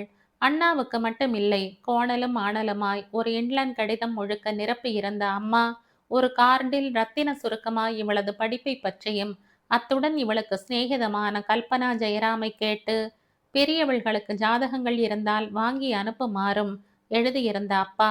நித்யா படிக்கும் கல்லூரியை சேர்ந்த மாணவி ஒருத்தி தனது சிநேகிதிக்கு அத்தை பெண் என்றும் அவளை சந்தித்த போது நித்யாவை பற்றி தான் விசாரித்ததாகவும், அந்த பெண் தெரியுமே, அவளா உங்க தங்கையா? நம்பவே முடியலையே. அவளுக்கு லெட்டர் எழுதினா நீங்களா அட்வைஸ் பண்ற மாதிரி எழுதுங்கோ, கிளாஸுக்கு லீவு போட்டுட்டு வெளியே சுத்தரா. இப்படி அவள் சொன்னபோது அந்த அதிர்ச்சியை தன்னால் தாங்கவே முடியவில்லை என்று புலம்பி எழுதியிருந்த அக்கா லோகா. ஒருத்தருக்கும் பதில் போடவில்லை அவள். போடக்கூடாது என்கிற நினைப்பில்லை. அது என்னமோ எதற்குமே நேரம் போதாமல். ச, என்ன வாழ்க்கை!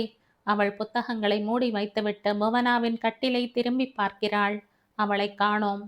கொஞ்ச நாட்களாகவே புவனா இவளிடம் முகம் கொடுத்து பேசுவதில்லை. இவளும் அதற்காக வருந்துவதில்லை. எதற்காக வருத்தப்பட வேண்டும்? இந்த புவனா பேசாவிட்டால் என்ன? கல்பனா அக்கா இல்லையா? ரவி இல்லையா? ஜெயராமன் இல்லையா? நித்யாவும் புவனாவிடம் விரைப்பாகவே நடந்து கொண்டாள். படிப்பும் ஓடாமல் கல்பனாவின் வீட்டுக்கு போனால் அன்றைய பொழுது முழுக்க படிக்காமலேயே ஓடிவிடுமோ என்கிற பயத்தையும் உதர முடியாமல் தவித்து கொண்டிருந்தவள் கடைசியில் கையில் சில புத்தகங்களுடன் கல்பனாவின் வீட்டுக்கே நடையை கட்டுகிறாள்.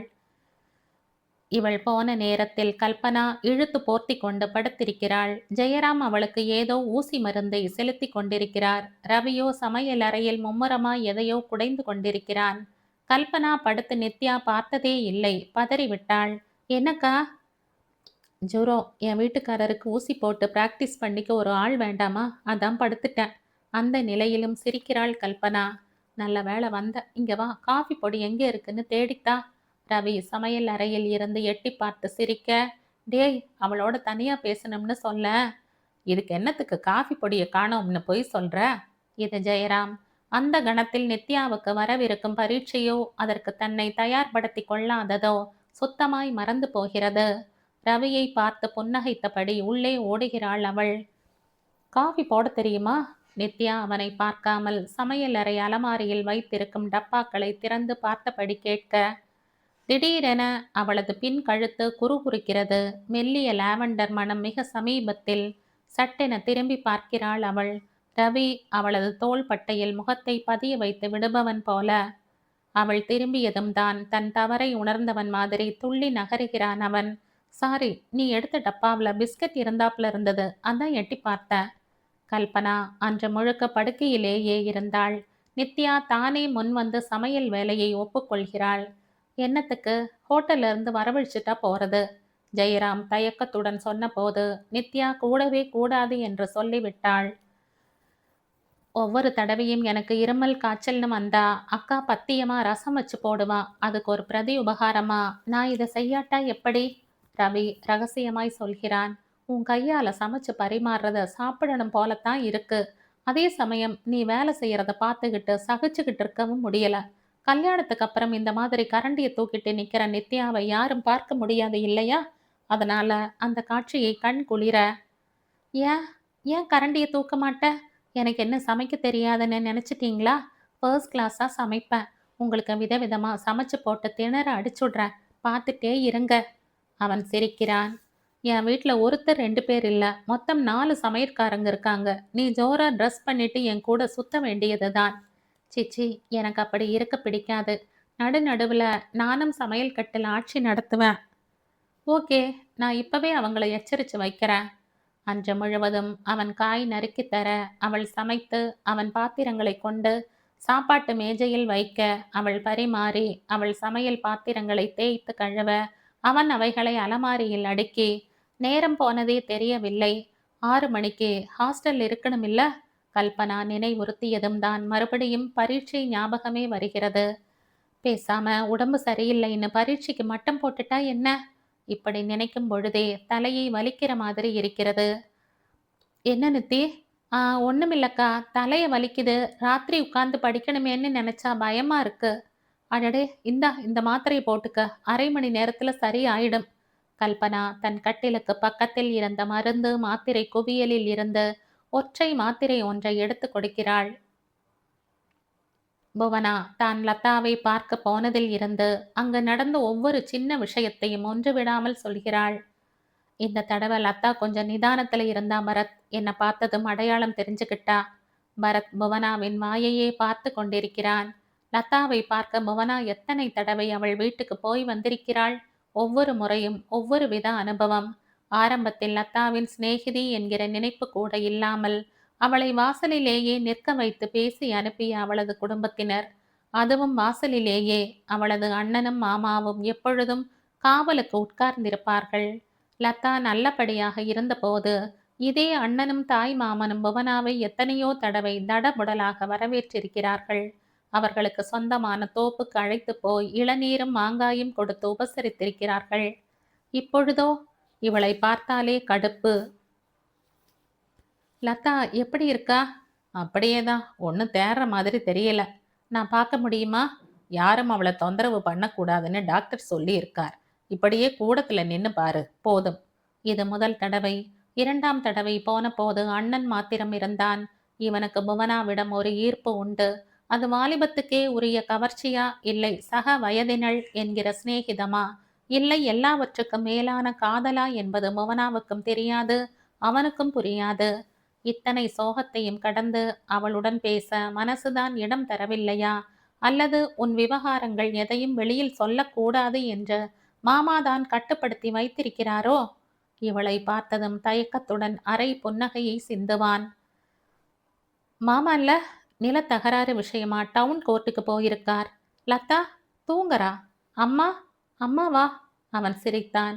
எப்ப பெண்ணை பத்திரமா பார்த்துக்கணுமோ அப்ப கோட்டை விட்டாச்சு. பேசாம லதாவை காலேஜுக்கு பக்கத்துல இருக்கிற எங்க பெரியம்மா வீட்டிலேயே விட்டிருந்திருக்கலாம்.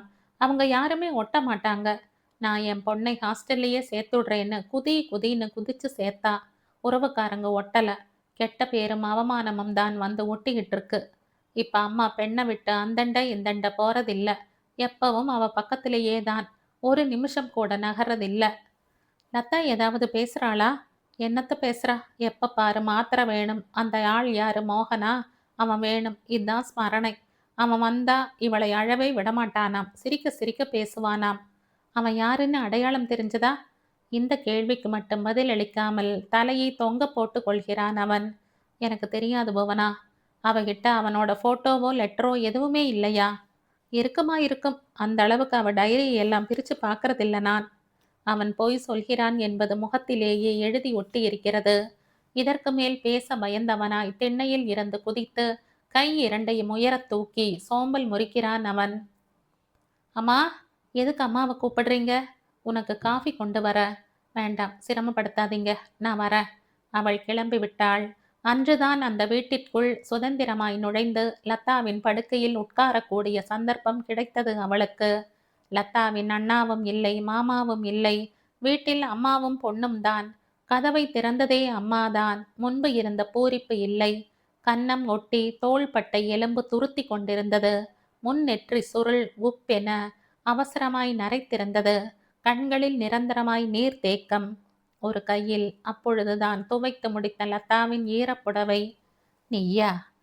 பாவம், நீயும் தான் எத்தனை தடவை அலையிற உன் சிநேகிதிய பார்க்க. ஒவ்வொரு தடவையும் உங்க பிள்ளையும் லதாவோட மாமாவும் என்ன வெளியில நிக்க வச்சே. அவள் பேசி முடிப்பதற்கு முன் உதட்டில் விரலை வைத்து, இங்க பேசாத என்பது போல ஜாடை காட்டினாள் அந்த தாய். உள்ளவாய, உங்ககிட்ட நிறைய பேசணும். நல்ல வேளை அவங்க 2 பேரும் இல்லை. நான் உன்னோட பேசினேன்னு தெரிஞ்சாலே என்னை கொன்னு போட்டுடுவான் என் தம்பி. வாயே திறக்கிறது இல்லடிம்மா, தெருப்பக்கம் தலை காட்டுறது இல்லை. அவள் பேசிக்கொண்டே லதா படுத்திருந்த அறையை ஒரு வினாடி எட்டி பார்த்துவிட்டு விடு விடுவென சமையலறை பக்கம் போக, புவனாவும் அந்த அறையை பார்வையால் அளந்தபடியே சமையலறை பக்கம் போக காலெடுத்து வைத்தவள் ஒரு கணம் ஸ்தம்பித்து போகிறாள். லதாவின் 2 கால்களிலும் இரும்பு சங்கிலி கட்டிலோடு பிணைக்கப்பட்டு அவள் தொடராததை புரிந்து கொண்டவள் போல அந்த அம்மாள் சொல்லிக்கொண்டே போனாள். எல்லாம் புத்தி சுவாதீனத்தோட இருக்கிற வரைக்கும் தாண்டியம்மா மனுஷிக்கு மதிப்பு. எப்ப புத்தி மேதலிக்கிறதோ அப்பவே பாசம் பழகின தோஷம் உடன் பிறந்த ஆளாச்சேங்கிற அஞ்ஞானம் எல்லாம் விட்டு போயிடுறது. ஒரு நாயை மதம் பிடிச்ச யானையை கட்டி போடுற மாதிரி என் தலையில இன்னும் என்ன கன்றாவி எல்லாத்தையும் பார்க்கணும்னு எழுதியிருக்கோ. அந்த அம்மாள் நெற்றியில் ஓங்கி அறைந்து கொண்டாள். புவனா அவளது கையை சட்டென்று பிடித்து கொண்டாள். லதாவுக்கு லதாவுக்கு புத்தி மேதலிச்சுடுச்சா? நீங்க என்னவா சொல்றீங்க? அப்படின்னு தான் என் தம்பி சொல்றா. என் குடும்பத்தில் இருக்கிற அத்தனை பேரும் சொல்றாங்க. என்னையும் கேட்குறவங்க கிட்ட எல்லாம் இப்படித்தான் சொல்லணும்னு உத்தரவு. சொல்லும் போதே கண்களும் மூக்கும் ஜிவு ஜிவுவென சிவந்து போனது அவளுக்கு. சமையல் அறைக்குள் போய் ஒரு பாத்திரத்தில் சோற்றை போட்டு தயிர் விட்டு பிசைந்தபடியே அவள் பிரலாபிக்க தொடங்குகிறாள். புவனா தன் தோளில் இருந்த பையை கூட இறக்கி வைக்காமல் கைகளை கட்டியபடி அவள் சொல்வதையே உன்னிப்பாய் கேட்கிறாள். எனக்கு என்னடியம்மா தெரியும்? எந்த கடங்காரனோ மருந்து வச்சு என் பொண்ணை மயக்கிட்டா, வயிற்றுலையும் கொடுத்துட்டா. எனக்கு தெரிஞ்சு என் பொண்ணு இது மாதிரி திசை கெட்டு தறிகெட்டு போகக்கூடியவ இல்லை. சுய நினைப்பில் அவ இதுக்கெல்லாம் சம்மதிச்சிருப்பான்னு எனக்கு தோணலை. கொஞ்ச நஞ்ச வைத்தியம் பார்க்கல. இப்போ எவ்வளவோ தேவலை. வயிற்றுல வந்த சனியனை உள்ளூர் மருத்துவச்சியை வச்சு கலைக்க சொன்னது. அதையெல்லாம் சொன்னா நீ பயந்துடுவ. நீ ஒரு டாக்டர் இல்லை, நர்ஸ் இல்லை. சித்திரவதை. குழந்தை படுற பாட்டை பார்த்து என் வயிறு எரிஞ்ச எரிச்சல் அவனை சும்மா விடாது. முன்னையெல்லாம் மாத்திரைன்னு அலறுவா. இப்போ அதுக்கெல்லாம் வைத்தியம் பார்த்து சரியா போச்சு. ஊர் வாயை அடைக்கணுங்கிறதுக்காக இருட்டில் எதை பார்த்தோ பயந்துட்டா. பேய் பிடிச்சிருக்கு இப்படி எதையோ சொல்லி கோவில் பூசாரியை வரவழைச்சு தினம் உடுக்கை அடிக்கிறோம். காலை கட்டி போடலைன்னா கிணத்தடிக்கு ஓடி பிராணனை விட்டுட போறாளேன்னு எல்லாருக்கும் பயம். போயிட்டா கூட தேவலைதான். பாழா போன ஜனங்க குழந்தைய இருக்கவும் விடாம கரிச்சு கொட்டுறாங்க. சாகவும் விடாம காலில் சங்கிலியை போட்டு. அது சரி, நானே பேசிட்டு இருக்கனே, அது யாரடி? கல்பனா அக்கா. திடுக்கிட்டு நிமிர்கிறாள் புவனா. ஏன், அவளுக்கு என்ன? அப்புறமா சொல்ற. நான் சொல்றதை விட உன் சிநேகிதி வாயாலேயே கேட்டுக்கோ. அந்த பாவி வம்சமே இல்லாம பூண்டறுத்து போக. அந்த அம்மாள் தயிர் சாத கிண்ணத்துடன் லதாவின் அறையை நோக்கி நடக்க புவனா தயங்கியபடி பின் தொடர்கிறாள். பொழுது ஒரு பக்கம் விடிவதற்கு முன்பே சுறுசுறுப்புடன் எழுந்து விட்டாள் நித்யா. ராத்திரி முழுக்க தூக்கம் இல்லை. தூக்கம் இல்லையா? தூங்கின மாதிரி தானே இருந்தது. தூங்காவிட்டால் கண்கள் இரண்டும் நெருப்பு பந்தாய் எரியுமே. முதல் நாள் மாலையில் இருந்த தலைவலி மண்டை இடியாக மாறி காலையில் அவளை எழுந்திருக்க முடியாமல் செய்திருக்க வேண்டுமே. இப்பொழுது அதெல்லாம் இல்லையே. பரீட்சைக்கு படிக்க வேண்டுமே என்கிற மயம் இல்லை. வீட்டுக்கு என்ன சொல்வது என்கிற கவலை இல்லை. ஏன், எந்தவித உறுத்தலும் இல்லை. இரவு அவள் வந்தபோது அறையில் புவனாவுடன் அவளது வகுப்பு தோழியும் அப்பொழுதுதான் வந்து புத்தகத்தை பிரித்து வைத்து கொண்டு உட்கார்ந்தார்கள். புவனா இவளிடம் நேரிட பேசுவதில்லை என்றாலும் ஒரே அறையில் படுத்து படித்து பழகிய தோஷம் விடவில்லை. சாப்பிடலையா? புத்தகத்தில் இருந்த கண்களை எடுக்காமலேயே கேட்கிறாள். இல்ல, தலைவலி.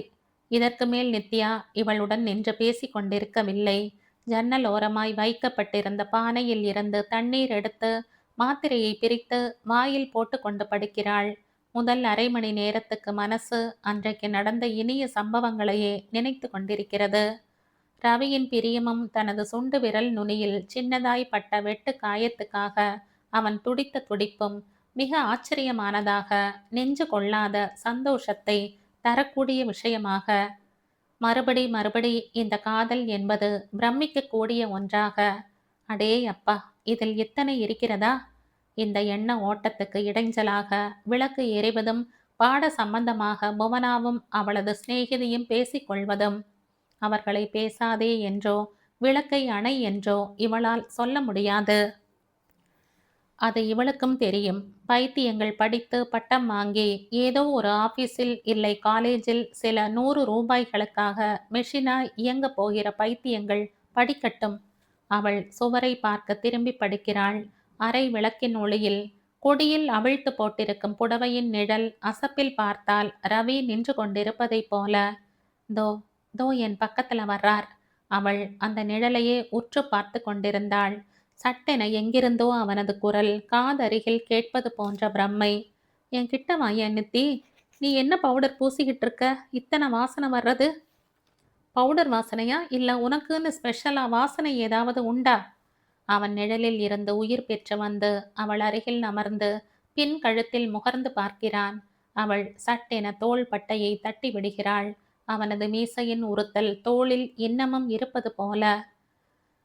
பக்கத்தில் உட்கார்ந்த ரவி பல கதைகள் பேசுகிறான். நிமிஷத்துக்கு ஒரு உடை அணிந்து கொண்டு வருகிறான். கலர் கலராய் சினிமா ஹீரோ மாதிரி திடுதிப்பென உடைகள் மாத்திரம் இல்லாமல் அவனுமே நீலமும் பச்சையும் மஞ்சளும் ஊதாவுமாய் நிறம் மாறுகிறான். இவளும் அவனுக்கு ஜோடியாய் புடவையும் சுடிதாருமாய் மேக்சியும் பாவாடை தாவணியுமாய் அவன் அவளை ரதத்தில் உட்கார வைத்து கொண்டு ராஜாவின் பார்வை ராணியின் பக்கம் என்று பாடியபடி வண்டியை ஓட்டுகிறான். திடீரென கல்லெல்லாம் மாணிக்க கல் ஆகுமா என்று பாடுகிறான். புகை மண்டலத்துக்கு நடுவே அந்தி வரும் நேரம் என்று அவளுடன் கை கோர்த்து 10-15 பெண்களுடன் ஆடுகிறான். அவள் தன்னை மீறி கழுக்கென்று சிரிக்கிறாள். புவனா படிப்பதை நிறுத்திவிட்டு இவள் பக்கம் திரும்பி பார்க்கிறாள். அவள் சிநேகிதி மாத்திரம் குறும்பாய் கேட்கிறாள், என்ன நித்யா, ஏதாவது சொப்னமா? ஒன்னில்ல. அவள் வெடுக்கென எழுந்து கைக்கு எட்டிய தூரத்தில் கிடந்த டிரான்சிஸ்டரை எடுத்து பக்கத்தில் வைத்து கொண்டு படுக்கிறாள். சத்தமா வைக்காத, நாங்க படிக்கணும். புவனா பொதுப்படையாய் சொல்கிறாள். இருந்தாலும் அந்த நாங்காவில் ஒரு அழுத்தம் இருந்தது. நாங்க படிச்சு முன்னுக்கு வர ஆசைப்படுறோம் பெண்ணே. உன்னை போல அசட்டு கனவு காண எங்களுக்கு நேரம் இல்லை. நாங்க படிச்சு முடிச்சாதான் எங்க குடும்பத்துக்கு உதவ முடியும். உன்னை போல இல்லை. நாங்க பொறுப்புள்ள தமிழ் குடும்ப பெண்களா இருக்க பிரியப்படுறோம். நாங்க நல்ல மனைவியா நல்ல தாயா ஆகணுங்கிற ஆசைகளை சுமந்திருக்கோம். நாங்க படிப்பை முடிச்ச வேலைக்கு போய் பெரிய பதவி எல்லாம் வகிக்கணும்னு நினைச்சுக்கிட்டு இருக்கோம். மற்ற சமயமாயிருந்தால் நித்யாவுக்கு இந்த வார்த்தையின் அழுத்தம் புரிந்திருக்கும். முகம் சிவந்து போயிருப்பாள். இப்பொழுதுதான் அவள் தன்னை மறந்த சந்தோஷத்தில் இருக்கிறாளே. யார் எது வேண்டுமானாலும் சொல்லிக் கொள்ளட்டும், நமக்கென்ன? அவள் டிரான்சிஸ்டர் குமிழை திருகி திருகி குடைகிறாள். எந்த நிலையத்தையும் ஒரு நிமிஷம் கூட நிதானித்து கேட்காமல் முள்ளை நகர்த்தி கொண்டே போகிறாள். கையும் காலும் தான் பரபரவென்கிறதே. இந்த நிமிஷமே எழுந்து கல்லூரி விளையாட்டு மைதானத்தில் வலை கட்டி டென்னிஸ் விளையாட வேண்டும் போல இருக்கிறது. குதித்து குதித்து கூடை பந்து விளையாடினால் தேவலை போல இருக்கிறது. ஸ்கிப்பிங் கயிறை வைத்து கொண்டு மூச்சிறைக்க குதித்து விளையாடி உடம்பை அசர செய்ய வேண்டும் போல இருக்கிறது. டிரான்சிஸ்டரில் ஏதோ மெட்டு வர நிழலில் பிறந்த ரவி இவளிடம் கவிதை படிக்கிறான். தக்க தக்க திமி தாளம் ஜதியோடு தையல் நடமாட அவள் மையல் உறவாட இரு பக்கத்திலே சில பட்டு முகத்தினர் தொட்டு விளையாட கை கட்டு விளையாட அவன் பாடியபடி சிரிக்கிறான். கண் ஓரங்களில் சிரிப்பு மது ரசமாய் வழிகிறது. இது எங்கேயோ கேட்ட பாட்டு மாதிரி இருக்கே, கண்ணதாசனதா? அவள் அவனது மடியில் புரண்டபடி கேட்கிறாள். சச்ச, என்னோடது, நானே இயற்றினது. அப்போ கண்ணதாசன்? கண்ணதாசன் வேற யாரும் இல்ல, நான் தான்.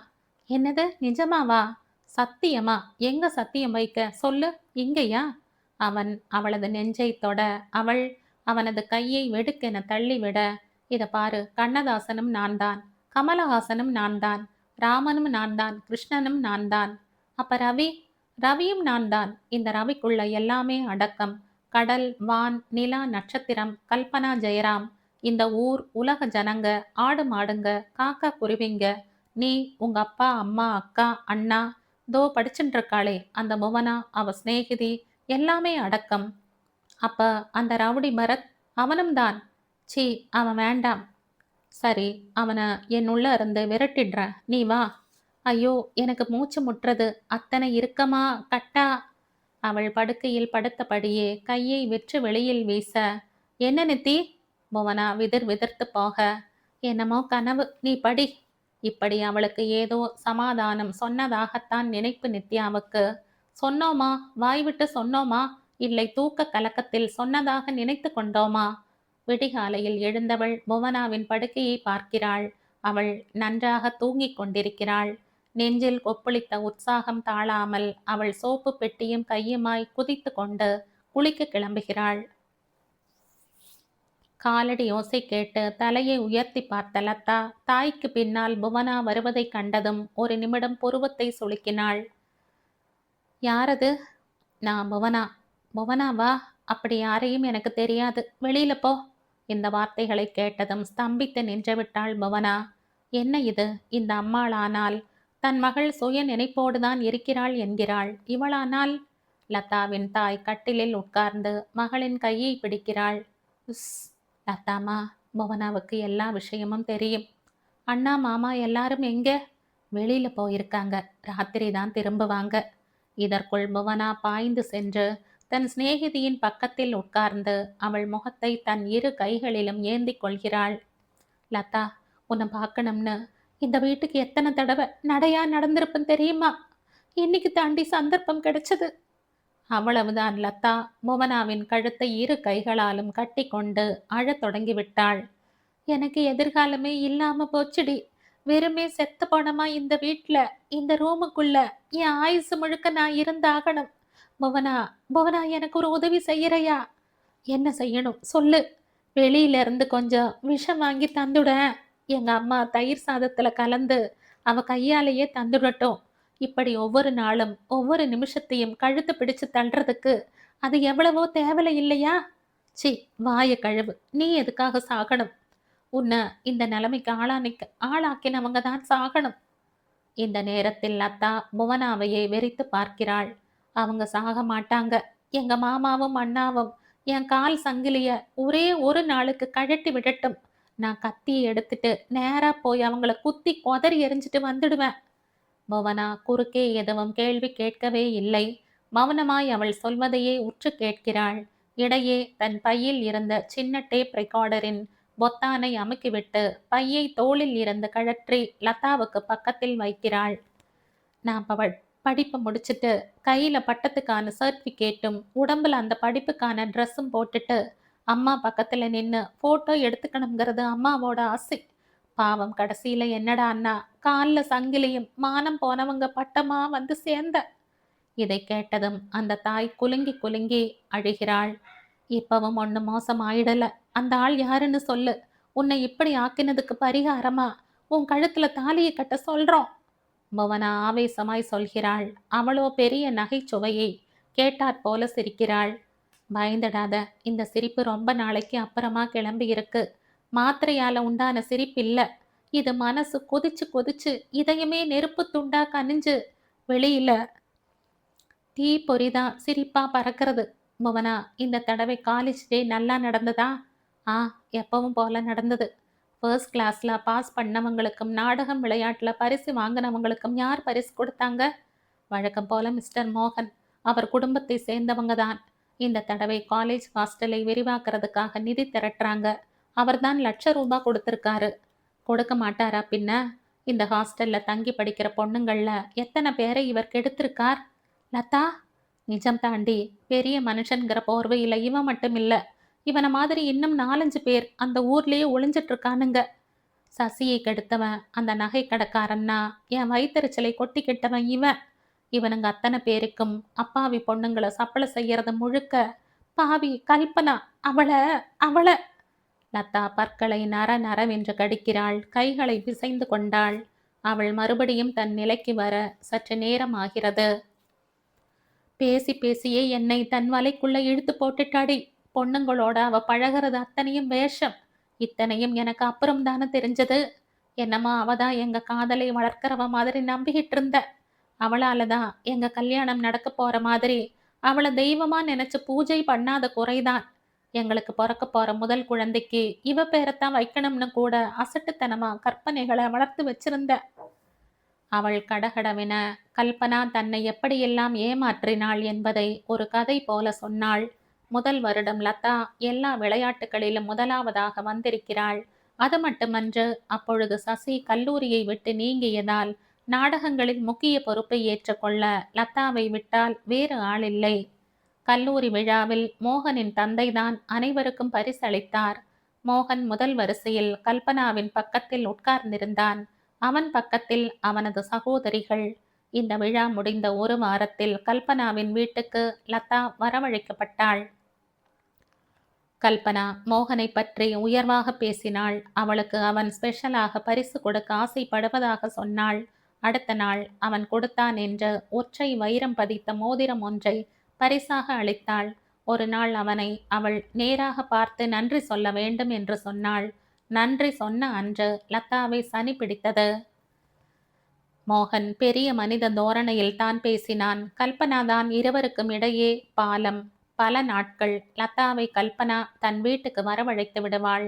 மோகனை இந்திரன் என்றும் சந்திரன் என்றும், லதாவுக்காகவே அவன் காத்திருக்கிறான் என்றும், அவன் வீட்டில் இதற்கு எதிர்ப்புகள் கிளம்பினாலும் அவன் சமாளித்து விடுவான் என்றும் பேசி பேசி அவளையும் மோகனையும் அழைத்து கொண்டு ஊரை விட்டு சற்று தள்ளி இருக்கும் உல்லாச பயணங்களுக்கு ஏற்ற இடங்களுக்கும், ஒரு முறை காரிலேயே ஏற்காடுக்கும் கொல்லிமலைக்கும் கல்பனா போய் வந்ததையும், இந்த மாதிரி விளையாட்டுத்தனமாய் அலைந்ததில் லதாவுக்கு பாடத்தில் கவனம் செலுத்த முடியாமல் போன போது அவள் உற்சாகத்துக்காக சில மாத்திரைகளை கொடுத்ததையும், கடைசியில் இந்த மாத்திரைகளை வைத்தே மோகன் அவளை தன் சொல்படி ஆட வைத்ததும், திடீரென ஒரு நாள் தனது உடம்பில் ஏற்பட்ட மாறுதல்களை கவனித்து பதறிப்போன லதா கல்பனாவிடம் ஓடிப்போய் சொல்ல, அவள் தான் சிநேகிதமாய் பழகத்தான் சொன்னதாகவும், இப்படி வரம்பு மீறி இவள் போவாள் என்பதை நினைத்தே பார்க்கவில்லை என்றும், எதற்கும் மோகனிடம் இது பற்றி பேசுவதாகவும், பயம் அவளை ஆக்கிரமிக்கும் பொழுதெல்லாம் மாத்திரைகளை உபயோகிக்க சொல்லி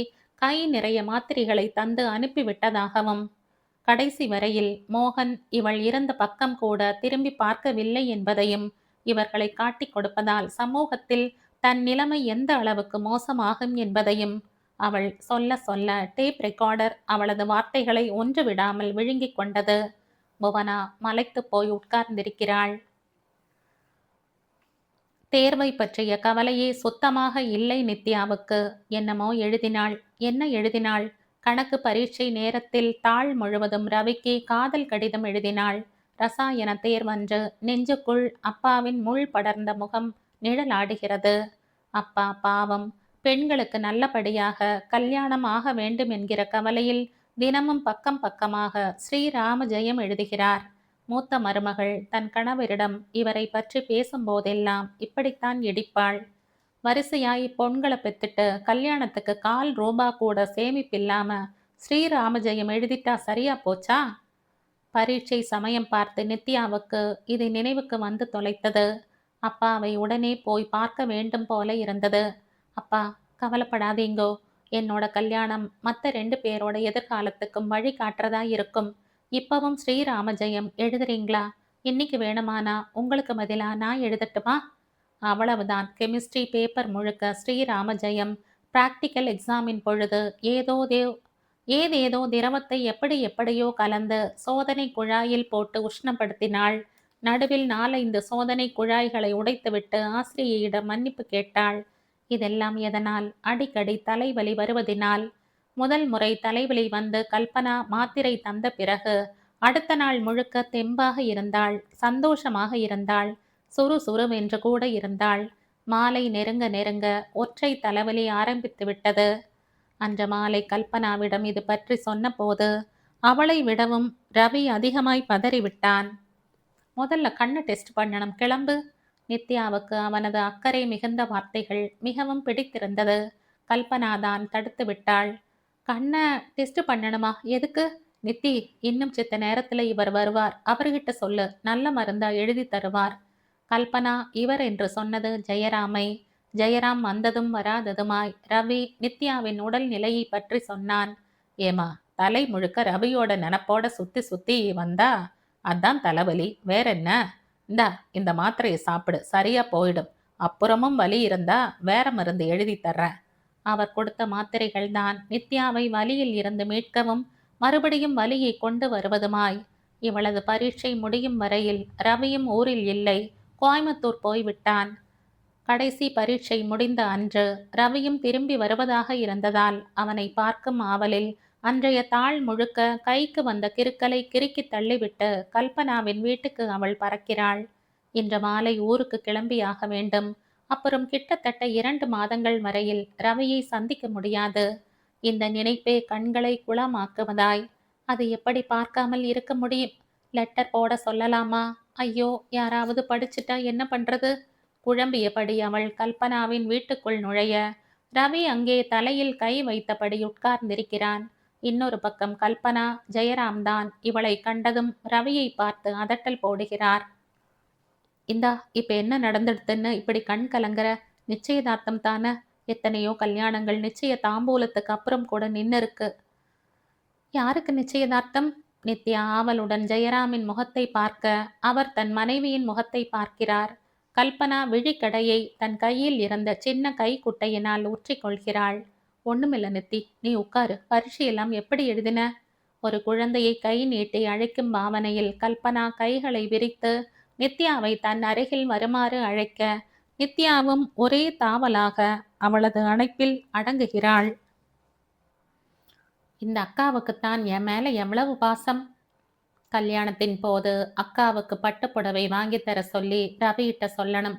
அவளது நினைப்பை கல்பனாவின் கரகரத்த குரல் கலைக்கிறது. எப்போ ஊருக்கு போக போற நித்தி? இன்னைக்கு சாயந்தரம். ஏங்கா? தலைவலி பரவாயில்லையா? மாத்திரை போட்டா பட்டுன்னு நிக்குது. அப்புறம் ஒரு நாள் முழுக்க நிம்மதியா இருக்கு. ஒரு நாள் தான், உடனே மறுபடியும் ஆரம்பிச்சுடுறது. நித்யா குழந்தை மாதிரி சிரிக்கிறாள். கண்களை இடுக்கி ரவியையே குறுகுருவென பார்க்கிறாள். ஆமா, நானும் வந்ததுல இருந்து பாக்குறேன். இவர் எந்த கப்பல் கவர்ந்துடுச்சுன்னு இப்படி தலையில கைய வச்சுக்கிட்டு உட்கார்ந்திருக்கார்? ரவி ஒரு முறை இவளை நிமிர்ந்து பார்க்கிறான். கண்கள் லேசாக சிவந்திருந்தது. அதுவா? கல்பனா இழுக்க ஜெயராம் பட்டென சொல்கிறார். இத பாரு கல்பனா, எத்தனை நேரம்தான் ஒரு அப்பாவி பொண்ணுகிட்ட பொய் சொல்ல முடியும்? பளிச்சுன்னு சொல்ல, நித்யா ரவிக்கு கல்யாணம் நிச்சயமாகி இருக்கா. என்னது? அதிர்ந்து போய் பார்க்கிறாள் நித்யா. என்ன சொல்கிறார் இவர்? விளையாடுறீங்களா?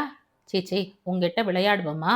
இவனோட அனுமதியை கேட்காமலேயே இவங்க அப்பா கல்யாணத்தை நிச்சயம் பண்ணிட்டாரு. இது வரைக்கும் இவன் அப்பாவை எதிர்த்து எதுவுமே சொன்னதில்லை. அதனால பையன் என்ன சொல்ல போறான்னு இவன் இங்க இருக்கிறப்பவே பாக்குவத்துல மாத்திட்டாரு. இவனுக்கே அங்க போய்தான் தெரியும். அது எப்படி? இவர் அப்பாதான் கல்யாண விஷயத்துல பூரண சுதந்திரம் கொடுத்திருக்கிறதா சொன்னாரே. கேட்கும் பொழுதே துக்கம் தொண்டையை அடைக்கிறது அவளுக்கு. மெல்ல விசும்ப தொடங்குகிறாள். சுதந்திரமெல்லாம் அப்பாக்களோட வழக்கமான தந்திரங்கள் தாமா. இவனுக்கு இப்ப பார்த்திருக்கிறது இன்னொரு பெரிய மில் முதலாளியோட பொண்ணு. பணமும் பணமும் ஒன்று சேரது தானே அப்பாக்கள் விரும்புவாங்க. நித்யா ரவியையே பார்த்து கொண்டு உட்கார்ந்திருக்கிறாள். அவள் மனசில் இதனாலும் கட்டிய கற்பனை கோட்டைகள் மளமளவென சரிகிறது. நான் நான் இனிமே என்ன செய்ய? அவள் அழ ரவி விருட்டென தலையை உயர்த்தி அவளை பார்க்கிறான். என்ன நீ நம்புறையா நித்தி? நம்புறேன்னா தோ இப்பவே என் கூட கிளம்பு. ஐயோ, எங்க? நான் எங்க போறனோ அங்க. கல்பனா தலையசைத்து அவன் சொன்னதை மறுக்கிறாள். எனக்கு இது மாதிரி திருட்டுத்தனமா ஓடி போறதெல்லாம் பிடிக்காது. நான் அனுமதிக்க மாட்டேன். என்னக்கா இது? நான் எங்க திருட்டுத்தனமா ஓடிட போறேன்? உங்க 2 பேரோட ஆசீர்வாதத்தோட தான் நித்யாவை அழைச்சுக்கிட்டு கிளம்புறேன். கொஞ்ச நாள் பெங்களூர்ல தலைமறைவா இருந்துட்டு அப்புறம் இவளையும் அழைச்சுக்கிட்டு நேரே போய் அப்பா காலில் விழுந்து கும்பிட போறேன். எங்க அப்பாவுக்கு தெரிஞ்சா? சொல்ல வந்த வார்த்தையை முடிக்கவில்லை நித்யா. அவன் கல்பனா தம்பதியர் எதிரேயே அவளது கன்னத்தை பிடித்து தன் அருகில் இழுத்து முத்தமிடுகிறான். டேப் ரெக்கார்டரில் ஒலிப்பதிவான லதாவின் பேச்சை குமாரின் எதிரில் மறுபடியும் ஒலிக்க செய்துவிட்டு கைகளை கட்டிக்கொண்டு அண்ணனையே உற்று பார்க்கிறான் பரத். குமாரின் முகத்தில் கீற்று கீற்றாய் படர்ந்த வியப்பு, இதில் வியப்பையும் மீறிக்கொண்டு கிளர்ந்த பதட்டம். இப்ப என்ன சொல்ற? பரத்தின் பார்வையே அவனை எகத்தாளமாய் கேட்கிறது. இந்த பேச்சை ரெக்கார்ட் பண்ணது யார் பரத்? புவனா, இந்த லதாவோட உயிர் சிநேகிதி. 2 பேரும் ஹாஸ்டல்ல ஒரே ரூம்ல இருந்தவங்க. லதாவோட படிப்பு இப்படிப்பட்ட அவமானத்தினால பாதியிலேயே நின்னதுல இவளுக்குத்தான் ரொம்பவும் வருத்தம். ஓஹோ! குமார் பெரிய ஹாலில் குறுக்கும் நெடுக்குமாய் நடக்கிறான். கல்பனாவை அரெஸ்ட் பண்ண இன்னும் என்ன ஆதாரம் வேணும்னு நினைக்கிறான்னா? அவன் சற்று நின்று தம்பியை பார்த்து மெல்ல சிரிக்கிறான். ஒரு பொண்ணோட குரல் டேப் ரெக்கார்டர்ல ஒலிப்பதிவாகி இருந்தா அதை மட்டும் முக்கியமான ஆதாரமா வச்சுட்டு ஒருத்தியை கைது செய்ய முடியாது பரத். இது ஒரு சாட்சி, அவ்வளவுதான். இன்னும் என்ன வேணும்? காலேஜ் பொண்ணுங்கள்ல நல்லா படிக்கிற பொண்ணுங்க எல்லாம் இப்படி அநியாயமா உடம்பையும் மனசையும் கெடுத்துக்கிறத பார்த்துட்டு கண் எதிரே குற்றவாளியை வச்சுக்கிட்டு நீ எல்லாம் எதுக்கு காக்கி ட்ரெஸ்ல வளைய வர்ற? அதை கழட்டி தூக்கி ஏறி இந்த கேவலத்துக்கு எங்கேயாவது மூட்டை தூக்கி பிழைச்சுக்கலாம். பரத் படபடக்கிறான். குமாரிடம் இது போல அவன் பேசியதே இல்லை. அண்ணனிடமிருந்த மதிப்பும் மரியாதையும் அவனது நிதானமான பேச்சை கேட்டதும் பறந்தே விட்டது. குமார் பரத்தின் தோளை தட்டுகிறான். ஆத்திரப்பட்டு ஒரு பிரயோஜனமும் இல்லை. இப்ப நான் கேட்குற கேள்விகளுக்கெல்லாம் வரிசையா பதில் சொல்லு. என்ன கேளு. முதல்ல இந்த கேசட்ல ரெக்கார்ட் ஆகி இருக்கிறது அந்த பெண் லதாவோட குரல் தாங்கிறதுக்கு என்ன ஆதாரம்? யூ மீன் சாட்சி? புவனா இருக்கா, அவ தான் ரெக்கார்ட் பண்ணா. சரி, புவனா கிட்ட இத்தனை வெளிப்படையா பேசின லதாவும் அவ அம்மாவும் கோர்ட்டில் வந்து இதே வார்த்தைகளை சொல்வாங்களா? இங்க தான் இருக்கு விஷயமே. எந்த பொண்ணும் தனக்கு நேர்ந்த இந்த அவமானத்தை கோர்ட்டில் ஏறி சொல்ல மாட்டா. காரணம், ஒரு பொண்ணு கெட்டு போயிட்டாங்கிறத அவளும் அவளை சேர்ந்தவங்களும் ஒரு விபத்தாய் எடுத்துக்காம பெரிய அவமானமா இன்னும் நினைக்கிறது தான்.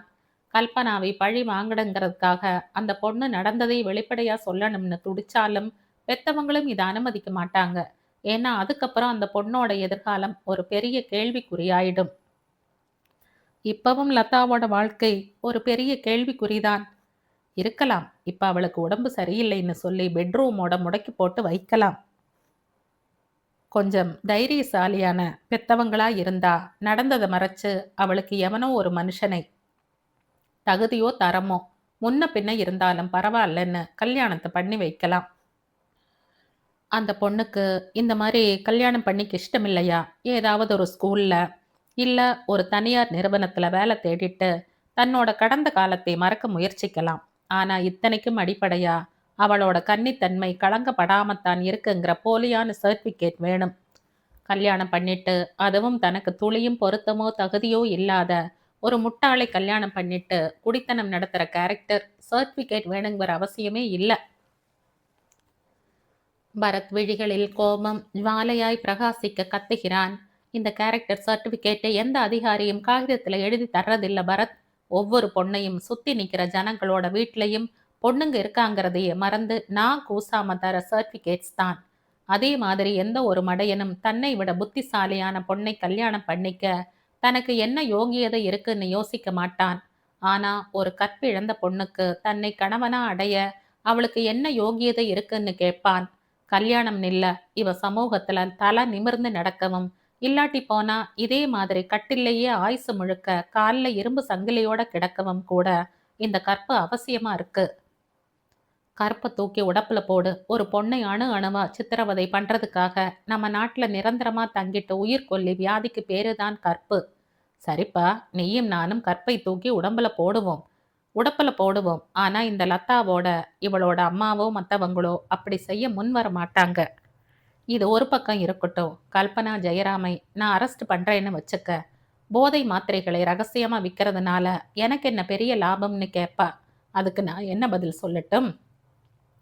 அதான் மாத்திரைகளை முதலா போட்டு ஆயிரக்கணக்கில் லாபம் சம்பாதிக்கிறாளே, அதை சொல்லு. பரத் உள்ளங்கையில் குத்திக் கொள்கிறான். நெற்றி நரம்பு புடைக்கிறது. கல்பனாதான் எத்தனை சாமர்த்தியமாக உடம்பு அலங்காமல் சம்பாதிக்கிறாள். மாத்திரைகள் அத்தனையும் ஜெயராமின் தொழில் ரீதியாய் அவர் வரவழைப்பது. மனநோய்களை குணப்படுத்தும் ஒரு டாக்டருக்கு இந்த மாத்திரைகள் கிடைப்பது பெரிய விஷயம் இல்லை. ஆனால் ஒரு நல்ல டாக்டர் எப்படி தன் மனைவியை இது போன்ற ஈன தொழிலுக்கு அனுமதித்தார்? இதெல்லாம் சாத்தியமா? இல்லை, இவர் தன் மனைவியின் அந்தரங்க தொழிலுக்கு உடந்தையா? காவல் பிரிவை சேர்ந்த தன்னை யார் கைது செய்வார்கள் என்கிற மமதையா? எங்கோ பிறந்து அருமையாய் வளர்க்கப்பட்டு கல்லூரிக்கு படிக்க வரும் அப்பாவி பெண்களை கையில் அழுக்குப்படாமல் பணக்கார முதலைகளுக்கு ஆயிரக்கணக்கான ரூபாய்களுக்கு விற்று அந்த பணத்தில் தனக்கு பட்டு புடவைகளும் நகைகளுமாய் வாங்கி கொண்டு உல்லாசமாய் பவனி வரும் இவளை இவளை என்ன செய்தால் தேவலை? இவனை மேலும் சிந்திக்க விடாமல் குமார் கேட்கிறான். லதாவை அந்த மோகன்கிறவருக்கு போதைப் பொருளா மாத்தி தர்றதுக்காக கல்பனா பணம் வாங்கிட்டதா சொல்ற. நான் சொல்லல, லதாவோட கேசட்ல சொல்லி இருக்கா. சரி, அவளே சொல்லி இருக்கட்டும். காலேஜ்ல படிக்கிற பொண்ணை வேலை மெனக்கெட்டு மாத்திரை கொடுத்து எவனுக்கோ பேரம் பேசணும்னு என்ன அவசியம்? ஒரு சில 100 ரூபாய்களுக்கே சகலமானதை ஒப்படைக்கிற எத்தனையோ சிவப்பு விளக்கு பகுதி பொண்ணுங்க இருக்கிறப்ப இதுக்காக இத்தனை சிரமப்படுவானேன்? பரத் குமாரை உற்று பார்க்கிறான். குமார் சிரிக்கிறான். இதெல்லாம் நான் கேட்கல, நாளைக்கு கல்பனா கேட்பா. பதில் சொல்ல வேண்டிய பொறுப்பு நமக்கு இருக்கு. பணக்கார பசங்களுக்கு உடம்புல திமிர். நீ சொல்ற ரெட் லைட் ஏரியா பொண்ணுங்க அவனுங்களுக்கு அலுத்து போயிருக்கும். அதான் நாமே கடைக்கு போனா கூட விலை கொஞ்சம் அதிகமா இருந்தாலும் புது சரக்கத்தான கேட்டு வாங்குறோம். செகண்ட் ஹேண்டுக்கு மதிப்பு குறைச்சல். ஓகே, இந்த கேசட் எங்கிட்டயே இருக்கட்டும். குமார் எழுதிக்க. குமார் எழுந்திருக்க. வேண்டாம், எங்கிட்டயே இருக்கட்டும். என் சொந்த அண்ணனை நான் நம்புற அளவுக்கு ஒரு போலீஸ் ஆபீசரை நம்ப தயாரா இல்லை. ஏன்னா ஒரு சிக்கலை அவிழ்க்க முயற்சி பண்ணிட்டு இருக்கிற நான் சிக்கல் பிரிஞ்சதுக்கு அப்புறம் எதையெல்லாம் யாரையெல்லாம் எனக்கு எதிராக பார்க்க வேண்டி வருமோன்னு பயந்துகிட்டே தான் இருக்க. கேசட்டை எடுத்து தனது பாக்கெட்டில் போட்டபடி எழுந்தவன் தன் வீட்டு கேட்டை தாண்டி கொண்டு பதட்டத்துடன் உள்ளே நுழையும் புவனாவையும் கேயையும் பார்த்து பிரமிக்கிறான். நீங்க எங்க உள்ள வாங்க. கண்ணை கட்டி காட்டில் விட்டாற் போல இருக்கிறது நித்யாவுக்கு. எப்படி தனக்கு இத்தனை தைரியம் வந்தது? யோசித்து பார்க்கையில் எல்லாமே பிரமிப்பாக இருக்கிறது. அவளது முக கலக்கத்தை பார்த்ததும் ரவி இதமாய் பரிவாய் சிரிக்கிறான். என்ன நித்தி, பசிக்கிறதா? சாப்பிட்றதுக்கு ஏதாவது? ம், எதுவும் வேண்டாம். பின்ன தலை வலிக்கிறதா? மாத்திரை வேணுமா? அந்த கணத்தில் மாத்திரை வேண்டும் போலத்தான் இருக்கிறது அவளுக்கு. மாத்திரை போட்டு கொண்டால் நெஞ்சில் அலை மோதும் அனாவசிய பாவங்கள் கலைந்து போகும். சற்று நேரம் நிம்மதியாக தூங்கலாம். தூக்கம் என்பதை நினைத்தவுடனேயே இன்னொரு பயமும் அவளை கெட்டியாய் பிடித்து கொள்கிறது. தூங்கிவிட்டால் அப்புறம் என்ன நடக்கிறது என்பது கூட தெரியாதே. சட், இப்பெல்லாம் ரொம்பத்தான் தூங்குறேன். தூங்கினா என்ன? ரவி தான் பக்கத்திலேயே இருக்காரே, அப்புறம் என்ன பயம்? ரவி பக்கத்துல இருக்கிறதே ஒரு பயம்தானே. சி, பாவம், அவர் நல்லவர். இதயம் இரு விதமாகவும் பேசுகிறது. அவள் ரவியை பார்த்து பரிதாபமாக சிரிக்கிறாள். மாத்திரை இப்ப வேண்டாம். ஏன் நித்தி, ரொம்பவும் தலைய வலிச்சா ஒரு மாத்திரையை போட்டுட்டு படுத்துக்க ஏன்? சாயந்தரமா பெங்களூரை சுத்தி பார்க்கலாம். இதுக்கு முன்னால நீ பெங்களூர் வந்திருக்கையோ? அவள் இல்லை என்பது போல தலையை அசைக்கிறாள். சி, பாவம், அவர் நல்லவர். இதயம் இரு விதமாகவும் பேசுகிறது. அவள் ரவியை பார்த்து பரிதாபமாய் சிரிக்கிறாள். மாத்திரை இப்ப வேண்டாம். ஏன் நித்தி, ரொம்பவும் தலைய வலிச்சா ஒரு மாத்திரையை போட்டுட்டு படுத்துக்கைய. சாயந்தரமா பெங்களூரை சுத்தி பார்க்கலாம். இதுக்கு முன்னால நீ பெங்களூர் வந்திருக்கையோ? அவள் இல்லை என்பது போல தலையை அசைக்கிறாள். அவளுக்கு பெங்களூர் புதுசு. இது மாதிரி பெரிய ஹோட்டலில் அறை எடுத்து தங்குவது புதுசு. இன்னொரு ஆணுடன் தனியே இருப்பது புதுசு. அறையில் பொருத்தப்பட்டிருக்கும் ஏர் கண்டிஷனும் தோ அவள் அமர்ந்திருக்கும் பூ போன்ற நுரை மெத்தையும் புதுசு. என்னதான் இவள் மனசுக்குள் ரவியைத்தான் மணக்கப் போவதாய் தீவிரமான எண்ணம் இருந்தாலும் அதற்கு இதுவல்ல சிறந்த வழி என்பது புரிந்திருக்கிறது. ஓ, இவள் எப்பேற்பட்ட பரம்பரையில் வந்தவள்? இவளை பற்றி இவளது தாயும் தகப்பனும் சகோதரர்களும் எத்தனை உயர்வாக நினைத்துள்ளார்கள். அதையெல்லாம் தவிடு பொடியாக்கிவிட்டு ஏதோ ஒரு முன்பின் தெரியாத ஊரில் ஹோட்டல் சர்வரில் இருந்து ரூம் பாய் வரையில் அத்தனை பேருடைய இளக்காரமான பார்வைக்கு உள்ளாக்கப்பட்டு அவளுக்கு ரவி வேண்டியவன்தான், நல்ல சிநேகிதன்தான். இருந்தாலும் இந்த அறையில் தனித்து விடப்பட்ட பொழுது இவன் ஏதோ முன்பின் அறிமுகம் இல்லாத அந்நியனாக தோன்றுகிறான். ரவியோ இது பற்றிய கவலை எதுவுமே இல்லாதவனாய் அறையில் உள்ள காலிங் பெல்லை அழுத்தி சர்வரை வரவழைத்து காஃபியும் சிற்றுண்டியும் கொண்டு வர சொல்கிறான். அவன் கொண்டு வந்து வைத்துவிட்டு போனதும் மறுபடியும் நித்யாவின் பக்கத்தில் நெருங்கி உட்காருகிறான். காஃபி எடுத்துக்கோ நித்தி. அவள் மறுக்க முடியாதவளாய் வாங்கி குடிக்கிறாள். டிஃபன் இப்ப வேண்டாமே. சரி படு, கொஞ்ச நேரம் ரெஸ்ட் எடுத்துக்க. நீங்க? நானும் படுக்கத்தான் போறேன். அவன் அவள் எதிர்பாராத விதமாய் அவள் அருகில் படுத்துக் கொள்கிறான். இவனின் இந்த செய்கை அவளுக்குள் இதனால் வரையில் ஏற்படாத ஒரு கசப்பை தோற்றுவிக்கிறது. என்னதான் இவனுக்கு சொந்தமாக போகிறவள் தான் என்றாலும் திருமணமாகும் வரையில் தனது அனுமதி இல்லாமல் இவனை தன் பக்கத்தில் படுக்க இடம் கொடுப்பதாவது இவன் தான் ஆகட்டும். ஒரு வார்த்தை நாகரிகம் கருதியாவது தன்னை கேட்க வேண்டாமோ? நித்யா சட்டென எழுந்து தள்ளி அமர்ந்து முழங்கால்களில் முகத்தை புதைத்துக் கொள்கிறாள். இவளது இந்த மாற்றம் அவனுள் குழப்பத்தை தோற்றுவிக்கிறது. இது என்ன, சுமூகமாக போய்க் கொண்டிருந்த இந்த கதை திடீரென நினைத்த பாதையில் போகாமல் வேறு பக்கம் திரும்புகிறது. என்ன ஆச்சு நித்தி? ஒன்றும் இல்லை, நாம 2 பேரும் இப்படி ஒரே கட்டில்ல படுக்கிறது தப்பு. சி, யார் சொன்னது? நான் உன்னை கல்யாணம் பண்ணிக்க போறவன். உனக்காக எங்க அப்பா அவரோட சொத்து, நான் ஆசை ஆசையா வளர்த்து வர எங்க மில், என்னோட உறவு நட்பு, இன்னும் சகலமானதையும் விட்டுட்டு வந்திருக்கேன்.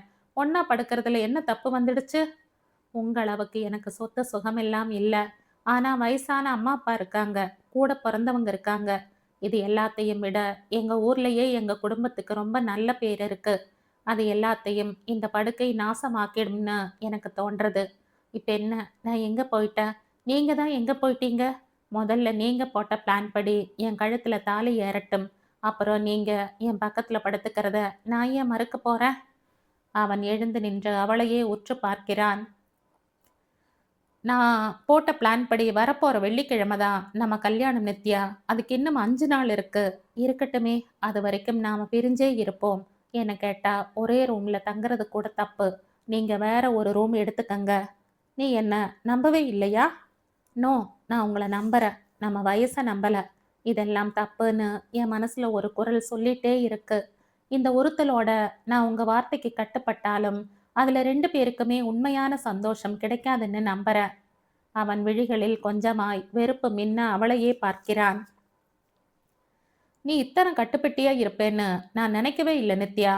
இது கட்டுப்பட்டித்தனமா எனக்கு தோணல ரவி. சுய கட்டுப்பாடாதான் தோன்றது. அப்படி உங்களுக்கு வெள்ளிக்கிழமை வரைக்கும் பொறுக்க முடியலைன்னா தோ இப்பவே போய் ஒரு மஞ்ச கயிறை வாங்கிட்டு வாங்க. என் கழுத்துல கட்டுங்க.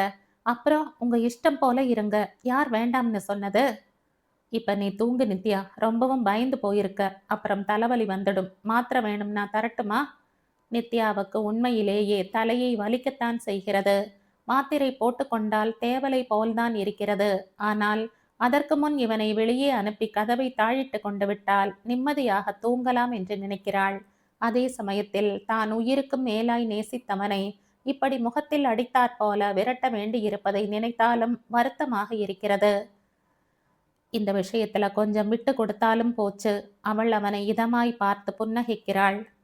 நான் தூங்கத்தான் போறேன். அதுக்கு முன்னாடி நீங்க... அவன் வெகுண்டு எழுகிறான்.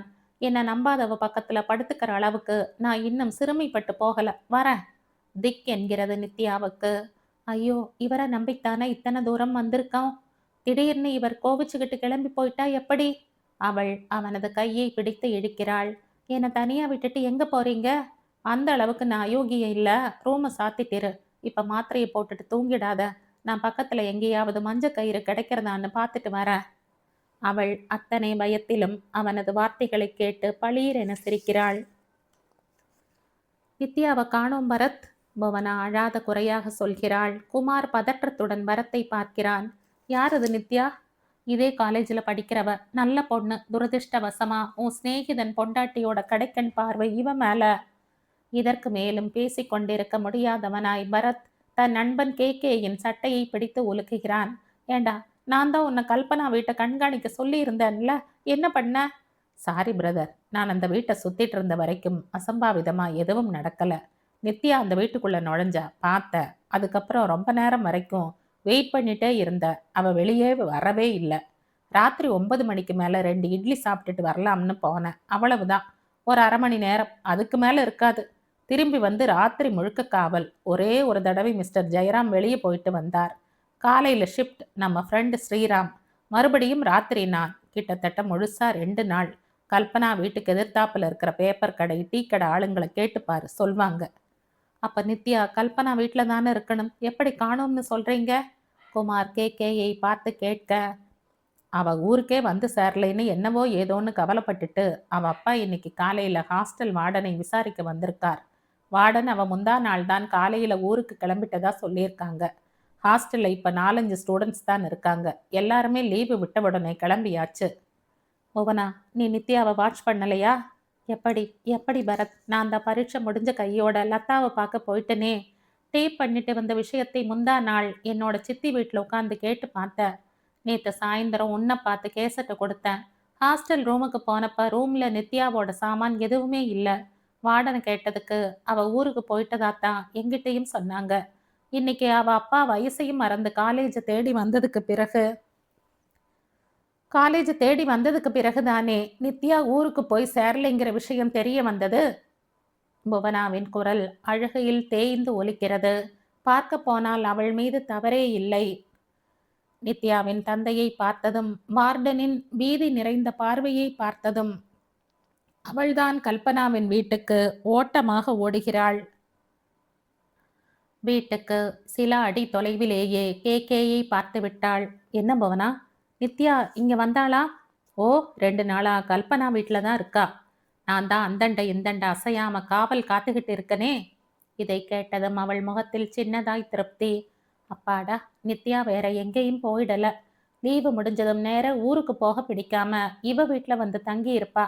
நாம தான் அனாவசியமா எல்லாத்தையும் தப்பாவே நினைக்கிறோம்.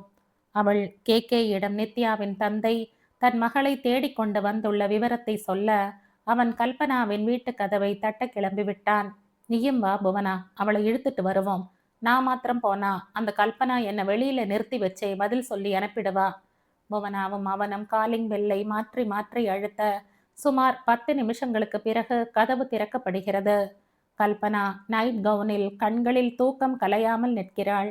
கேகேயை பார்த்ததும் கேள்விக்குறியில் வளைந்த புருவம் புவனாவை கண்டதும் சிநேக சிரிப்பாக மலருகிறது. Good morning. எங்க இந்த பக்கம்? உன்னை பார்க்கறதே அபூர்வமா போச்சு. எப்படி இருக்க? அக்காவை மறந்துட்டியா? புவனா இதற்கு பதில் அளிப்பதற்குள் கேகே முந்திக் கொள்கிறான். நித்யாவோட அப்பா வந்திருக்காங்க. நித்யா? எந்த நித்யா? ஓ, புவனாவோட ரூம்மேட் கிட்ட அவளுக்கு ஏகப்பட்ட மரியாதை. ஆமா, அவங்க அப்பா எதுக்காக வந்திருக்காரு? என்ன மேடம், புரியாத மாதிரி கேட்குறீங்க? லீவு விட்டு 2-3 நாளைக்கு மேலே ஆறது. ஒரு பொண்ணு நேர தான் வீட்டை பார்க்க கிளம்பாம இப்படி உங்க வீட்டில் வந்து உட்கார்ந்துருந்தா யாருக்கு என்ன தெரியும்? நீங்களாவது அவகிட்ட சொல்லி சீக்கிரமா கிளம்புன்னு புத்தி சொல்ல வேண்டாமா?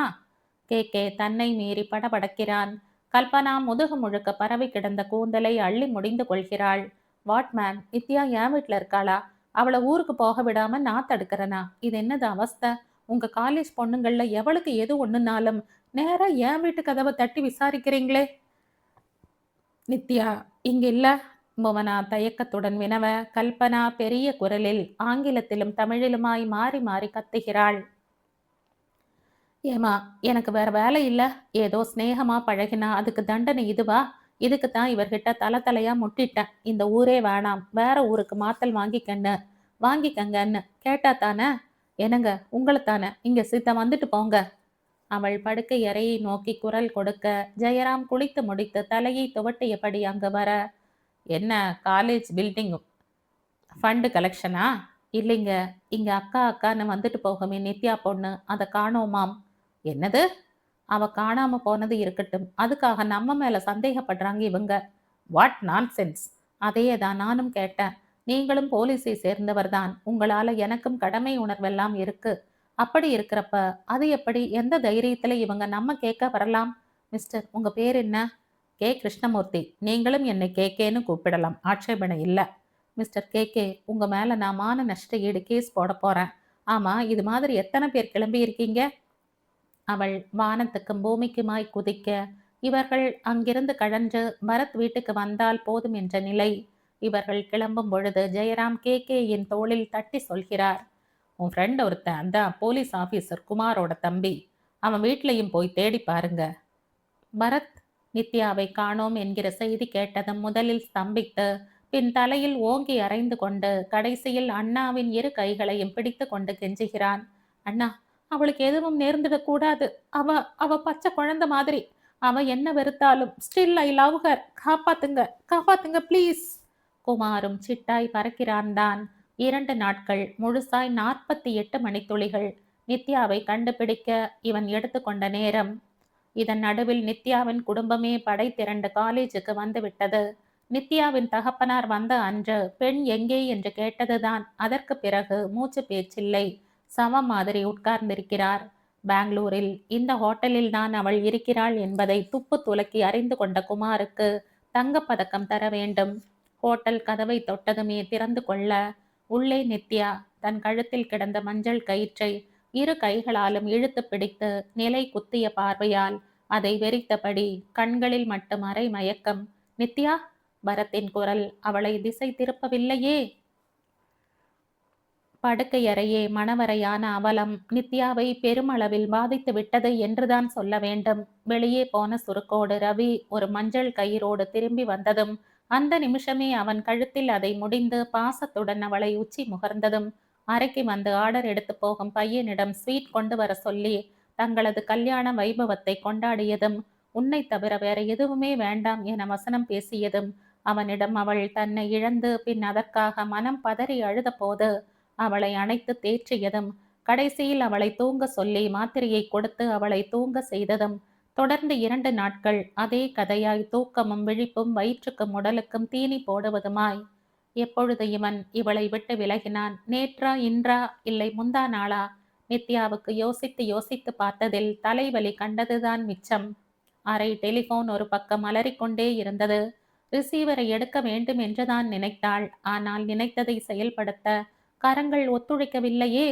அதையே வெறித்து கொண்டு எவ்வளவு நேரம்தான் உட்கார்ந்திருப்பாள்?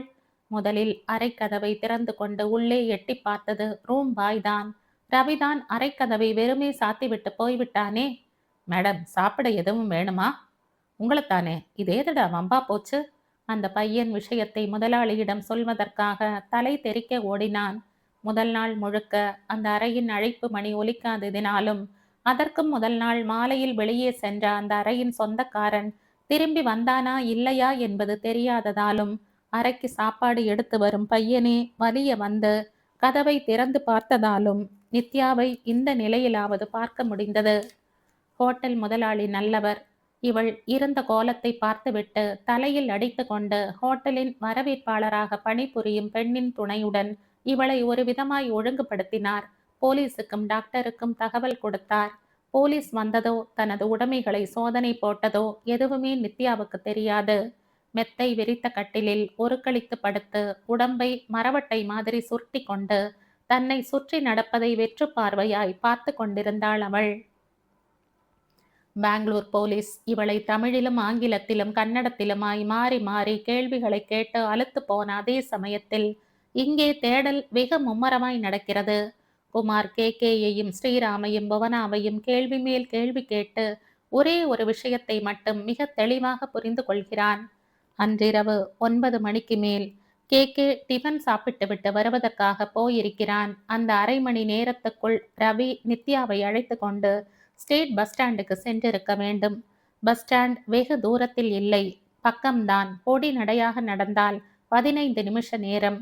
கையில் பெட்டி முதலிய சாமான்கள் இருந்தால் தெருமுனையில் கையில் ரிக்ஷா ஸ்டாண்ட். அடுத்த 5வது நிமிடம் பஸ் நிலையத்தில் இருக்கலாம்.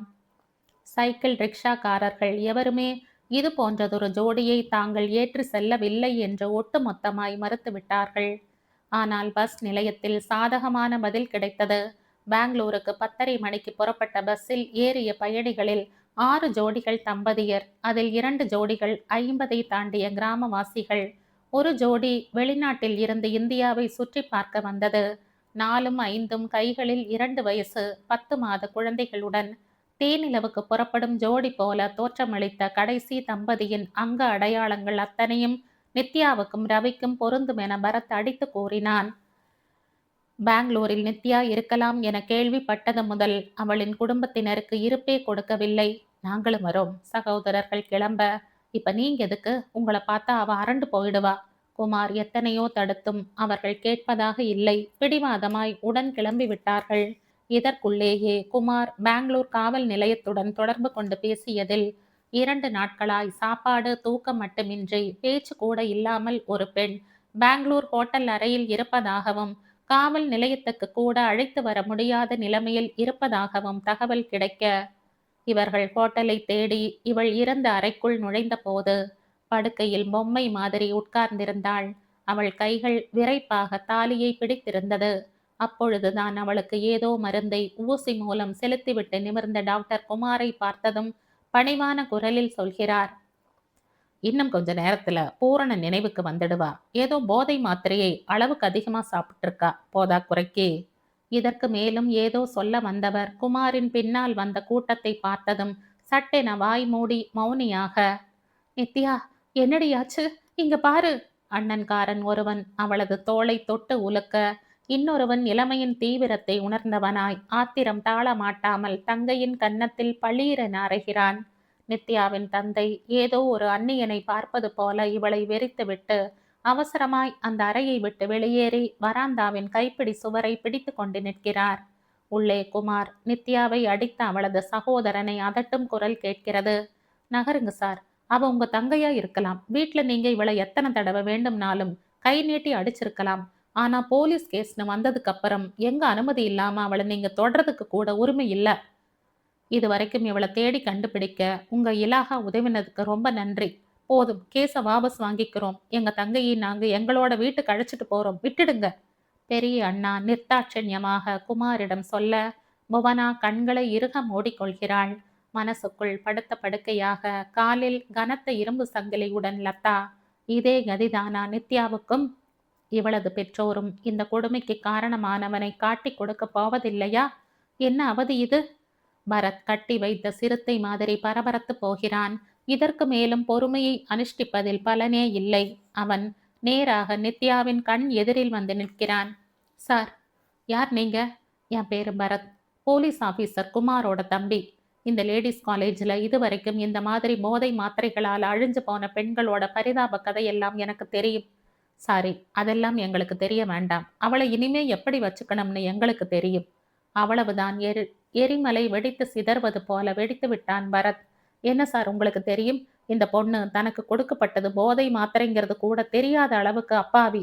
இவ உங்களுக்கு தங்கையா இருக்கலாம். அதுக்கோக இவளோட தலையெழுத்தை நீங்களே தீர்மானிச்சுட முடியாது. வாழ்க்கையில இடறி விழாத குழந்தை கிடையாது. இவளை நீங்க என்ன பண்ணுவீங்கன்னு எனக்கு தெரியும். ரூம்ல போட்டு அடைச்சு வைப்பீங்க. காத்து கருப்பு அடிச்சிடுச்சுன்னு வெளி உலகத்துக்கு சொல்லுவீங்க. கொஞ்சம் கொஞ்சமா கரையான் திங்கறாப்புல இவ வாழ்க்கையை அரிச்சிடுவீங்க. இத்தனையும் சொல்ல உங்களுக்கு என்ன உரிமை இருக்கு மிஸ்டர்? இதுவரைக்கும் இவ மேல ஆழ்ந்த காதல், பாசம், சிநேகம் எல்லாத்தையும் விட ஒரு அழகான அறிவான பொண்ணுக்கு ஏதோ ஒரு அபாய முடிவும் நேர்த்துட கூடாதுங்கிற அக்கறை. அவன் அதே வேகத்தில் நித்யாவின் பக்கம் திரும்புகிறான். நித்யா, கழுத்துல கிடக்கிற கயிறை கழட்டி போடு. சொல்றது காதுல விடல? அந்த மஞ்ச கைத்தை கழட்டி தூக்கி எரிய போறையா, இல்ல நான் பிடுங்கி போடட்டுமா? நித்யா மாலை மாலையாக கண்ணீர் விட்டபடி தன் கழுத்தில் கிடந்த மஞ்சள் சரடை இன்னும் இறுக்கமாக பிடித்து கொள்கிறாள். நித்யா இன்னமும் இந்திய பண்புகள் என்றும் கலாச்சாரம் என்றும் பெண்களை சுற்றி போடப்பட்டிருந்த முள்வேலியை தாண்டி வர துணிவில்லாத நித்யா இவள் கழுத்தில் கிடக்கும் மஞ்சள் நூலுக்கு அபரிமிதமான மரியாதை வைத்து மறுபடியும் ரவி வருவான் என்கிற நம்பிக்கையில் மற்றவர்களை தன் அருகில் நெருங்க விடாமல் கத்தி அமர்க்களம் செய்து அம்மா அலறினாள். அண்ணாக்கள் அருமை தங்கையை ஒரே நாளில் தங்களின் ஜன்ம வைரியாக பாவித்து ஏசத் தொடங்கினார்கள். பெங்களூர் ஹோட்டலில் மரத்தின் பேச்சை காதில் வாங்கிக் கொள்ளவே இல்லை அவள். கல் மாதிரி உட்கார்ந்திருந்தாள். பரத்தின் ஆத்திரமும் ஆவேசமும் வெறும் சுவரில் விட்டெறிந்த கற்களாய்.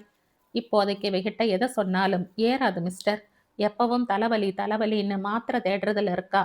அது என்ன மாத்திரை, அதோட பின் விளைவுகள் என்னன்னு தெரியாமலேயே அதை உபயோகப்படுத்த ஆரம்பிச்சிருக்கா. ஆனா ஒரு விஷயம், இதோட விபரீதத்தை எடுத்து சொன்னா இவ நாளடைவில் புரிஞ்சுப்பா. ஏன்னா இவ தானா போய் அந்த போத குட்டையில விழல. நீங்க எல்லாரும் அடிக்கடி இவகிட்ட பேசுங்க, நிறைய பேசுங்க. பேசி பேசித்தான் இவளை. டாக்டர் சொன்ன வார்த்தைகள். பரத்தும் புவனாவும் இவைகளை அக்கறையுடன் செவி மடுத்த போது அவளின் அண்ணன்காரர்கள் யாரோ யாருக்கோ சொல்கிற உபதேசத்தை கேட்டுக்கொண்டு நிற்கிற மாதிரி பக்கத்தில் நின்றிருந்த கோலங்கள். பயத்தினால் இது எதையுமே மறக்க முடியாது. அவன்தான் அவர்களிடம் கெஞ்சினான். உங்க தங்கைய ரூம்ல போட்டு பூட்டிடாதீங்க சார். இதுக்கெல்லாம் காரணம் யாருன்னு எனக்கு தெரியும். முதல்ல இவளை பழைய நித்யாவா மாத்துவோம். அப்புறம் இவ வாயால இத்தனைக்கும் காரணமா இருந்தவளை பற்றி கோர்ட்ல சொல்வோம். பெரியவன் வெகுண்டான். என்ன ஒரு ஆளுக்கு வித்தவ இவதான். இவளால தான் நான் பெங்களூர் ஹோட்டல்ல நில நீச்சி இல்லாம சந்தி சிரிச்சிட்டு இருந்தேன்னு இப்படி சொல்றீங்களா? அப்படி சொல்றப்ப இவ மான மாத்திரம் இல்ல, எங்க குடும்ப மானமும் காத்துல பறக்கும். அதை கொஞ்சம் யோசிச்சு பார்த்தீங்களா? இப்படியே ஒவ்வொரு பொண்ணோட கூட பிறந்தவங்களும் சொல்லிட்டு இருந்தா அந்த ராட்சசியை பிடிச்சு லாக்கப்ல வைக்க சாட்சியே இல்லாம போயிடும் சார். இத பாருங்க, ஒன்ஸ் என் தங்கை மானம் பறி போயாச்சு. இனிமே இவளை என்ன பண்றதுங்கிறது தான் எங்க பிரச்சனை. இவளுக்கு மேல 2 அக்காக்கள் கல்யாணத்துக்கு இருக்காங்க. இவளால அவங்க கல்யாணமும் பாதிக்கப்பட போறது. இத்தனைக்கும் நடுவுல எவ்வளோ ஒருத்திய லாக்கப்ல தள்ளுறத பத்தி தான் எங்களுக்கு கவலை. நோ, நீங்க அப்படி நினைக்க கூடாது. உங்க ஒரு தங்கை மட்டுமில்ல, இது மாதிரி நிறைய பொண்ணுங்க இந்த பள்ளத்துல விழுந்து முடமாகி போயிருக்காங்க. இனிமேலும் இது மாதிரி நடக்காம இருக்கிறதுக்கு நாம ஏதாவது செஞ்சு ஆகணும். இது சமூக பிரச்சனை. ஒரு பொண்ணு நம்ம கண் எதிரில் சீரழியறதை பார்த்துக்கிட்டு சும்மா இருக்கிறது தேச துரோகத்துக்கு சமம். பரத் உணர்ச்சி வேகத்தில் அந்த சகோதரர்களின் கரங்களை பிடிக்கிறான். அவர்கள் நாசுக்காக விடுவித்து கொண்டு நித்யாவை தாங்கள் வந்த காரில் ஏற்ற முயற்சிக்கிறார்கள். பரத், போரும், இங்க வா. குமார் தம்பியை அதட்டியதும் பயன் இல்லை. அவன் அவர்களுடன் கார் வரையில் தொடர்ந்து பேசிக்கொண்டே போனான். நித்யா காரில் ஏறிய பிறகுதான் சகோதரர்களுள் அந்த வாக்குவாதம் நடந்தது. இவளை எங்க அழைச்சுண்டு போக போற? இது பெரியவன். ஏன் கிராமத்துக்கு தான். இந்த நிலைமையில வேற எங்க? இது சின்னவன். சனிய சனிய, இத்தனைக்கு மேல ஏண்டி உசுரோடு இருக்க? செத்து போயிருக்கலாமே. இது நடுவில் உள்ளவன். கிராமத்துக்கு போனா 4 பேருக்கு பதில் சொல்ல வேண்டி இருக்கும். பேசாம உன்னோட மெட்ராஸ் அழைச்சுண்டு போய் கொஞ்ச நாள் வச்சுக்க. பெரியவன் தன் தம்பியிடம் சொல்ல அவன் அண்ணனை பார்த்து விழியாலேயே சுட்டான். என் பொண்டாட்டி இது கொத்துக்க மாட்டா. அவ பெரிய இடத்த சேர்ந்தவ. தன் வீட்டு நாய்க்குட்டி ஒரு நாள் சொல்லாம வெளியே சுத்திட்டு வந்ததுக்கே அவளுக்கு ஏகப்பட்ட கோபம் வந்துடுச்சு. அப்புறம் அதை உள்ள சேர்க்கவே இல்லை. நாமும் கௌரவமான குடும்பத்தை சேர்ந்தவங்களாகத்தான் இதுவரைக்கும் இருந்தோம்பா. அதுவரையில் பேசாதிருந்த பெரியவர் நித்யாவின் அப்பா துக்கம் தொண்டையை அடைக்க கூற, இத்தனையும் காதில் விழாத பரம்பொருளாய் நித்யா தன் கழுத்தில் கிடந்த தாலியை கையில் எடுத்து அதையே உற்று பார்த்தபடி, நித்யா, அது வேண்டாம், கழட்டி எறி ப்ளீஸ். காரின் கதவை பிடித்தபடி பரத் கண்ணீர் வழிய, அண்ணா, இந்த திருமாங்கல்யம் என்ன தொட்டா அமங்கிறது? அவள் சம்பந்தமில்லாமல் சின்ன குழந்தை போல பக்கத்தில் இருந்தவனை கேட்க, அவன் அவளது பிடரியில் கை வைத்து தள்ளுகிறான். தலை கார் கதவில் மோதுகிறது. சார், சார், அடிக்காதீங்க. மறுபடியும் பரத்தின் குரல். அது பிளாஸ்டிக் தாலிடி, கழட்டி விட்டெறி. பெரியவன் அந்த மஞ்சள் சரடை வெடுக்கென பற்றி இழுத்து அறுத்து வெளியே எரிய அவள் ஓவென அலற, பெரியவன் அவளது வாயை இறுக பொத்த, காரை ஸ்டார்ட் பண்ணுங்க, இன்னும் என்ன வேடிக்கை? சின்னவன் கத்த, சார், அவ குழந்தை, தயவு செஞ்சு அடிக்காதீங்க. உங்களுக்கு அவளை வச்சு காப்பாத்தி பாதுகாக்க முடியலன்னா ப்ளீஸ் ஏன் பொறுப்புல விட்டுடுங்க. ஜாதி மதம் பார்க்காதீங்க. நான் அவளை நேசிக்கிறேன். இப்பவும் அவளை கல்யாணம் பண்ணிட்டு. சார், உண்மையை சொன்னா இவளுக்கு கல்யாணம் ஆகாதுன்னு தானே நீங்க பயப்படுறீங்க? நான் இவளை கட்டிக்கிறேன். என்னை பத்தி எங்க அண்ணங்கிட்ட கேட்டு பாருங்க. கே சொல்லேண்டா சார். மிஸ்டர், கார் கதவுல இருந்து கை எடுக்கிறீங்களா? காருக்குள் இருந்த கும்பலில் ஒருவன் பரத்தின் கையை மலவந்தமாய் பிடித்து தள்ளிவிட்டு கதவை இழுத்து அரைந்து மூட கார் கிளம்பி விட்டது. இவர்கள் எங்கே போகிறார்கள்? இவளை என்ன செய்ய போகிறார்கள்? குமார் மலைத்து நின்ற மரத்தின் தோளை தொட்டு உலுக்கினான். வாடா, எந்த பெண்ணை பெற்றவங்களும் இந்த விஷயத்துல கோர்ட் ஏறி சாட்சி சொல்ல மாட்டாங்க. அந்த அயோக்கியனை முதல்ல பிடிக்கணும் அண்ணா. பிடிக்கலாம். பெங்களூர் ஹோட்டல்ல அவனும் இவளும் தங்கி இருந்ததுக்கு நிறைய சாட்சி இருக்கு. இவனாலதான் என் வாழ்க்கை போச்சுன்னு அவ சொல்ல தயாரா இல்லையே. அவனை மாத்திரம் பிடிச்சு வச்சுட்டு என்ன பண்றது? எந்த பொண்ணும் தான் ஏமாந்த விஷயத்தை கோர்ட் ஏறி சொல்ல மாட்டா. தன் கற்பு பறி போயிடுச்சுன்னு எவ சொல்வா? கற்பாவது கத்திரிக்காயாவது, இது ஒரு விபத்து. இந்த விபத்துல அடிபட்ட பொண்ணுங்களை மறுபடியும் வாழ வைக்க முயற்சி செய்யாம கற்புன்னு சொல்லி அவளை உசுரோட கொல்றீங்களேடா பாவிகளா. ஒருத்தியோட குழந்தைத்தனத்தையே சூறையாடுறீங்களே, இது உங்களுக்கு நல்லா இருக்கா? பரத் கார் போன திசையை பார்த்து விழிகள் தெறிக்க, நெற்றி நரம்புகள் புடைக்க, இறைந்து ஆவேசமாய் கத்துகிறான். அவனை தன்னுடன் இழுத்து வருவதற்குள் குமார் படாத பாடுபட்டு விட்டான். இப்பொழுதும் பரத் அதே பெண்கள் கல்லூரி வாசலில் கையில் ஒரு நோட்டு புத்தகத்துடன் தான் அலைந்து கொண்டிருக்கிறான். இந்த ரோட்டில் பெண்களின் அங்க லாவண்யங்களுக்கான மார்க் இல்லை. பதிலாக ஒரு வேண்டுகோள், விண்ணப்பம் இருக்கிறது. சகோதரிகளே, எங்களை பார்த்து பயந்து ஒளியாதீர்கள். நாங்கள் அப்பாவிகள். கல்லூரி பெண்களை கேலி செய்வது எங்களது பொழுதுபோக்குகளில் ஒன்று. ஆனால் உங்களில் ஒருத்தியாய், உங்களுக்கு மூத்தவளாய், காஃபி பார் என்கிற பெயரில் பெண்களை லாபத்துக்கு விற்கும் பெண்மணியை நம்பாதீர்கள். அவளை நம்பியவர்களின் கதியை தெரிந்து கொள்ள வேண்டுமானால் இந்த நோட்டு புத்தகத்தை முழுவதும் படியுங்கள். பாவம் பரத், மௌனம் இவனது பாஷையாக போயிற்று. அந்த கல்லூரியில் சேர வரும் ஒவ்வொரு பெண்ணிடமும் இந்த நோட்டு புத்தகத்தை நீட்டிவிட்டு அமைதியாய் நிற்பான். சிலர் படிப்பார்கள், சிலர் நோட்டு புத்தகத்துடன். ஒரு வாலிபன் முகத்தில் மழிக்கப்படாத தாடி மீசையுடன் தங்களை நோக்கி வருவதை பார்த்தவுடன் சிட்டாய் பறப்பார்கள். சிலர் இது ஏதோ புதுவிதமான பிச்சை என்பது போல நோட்டு புத்தகத்தை படித்து பார்க்காமலேயே திருப்பி கொடுத்து விடுவார்கள். ஒரு முறை கல்பனா குமாரிடம் சீறி இருக்கிறாள். உங்க தம்பி அனாவசியமா என் பேர்ல பழி சுமத்துறாப்ல, இப்படி நோட்டை தூக்கிட்டு சுத்துறான், அடக்கி வைங்க.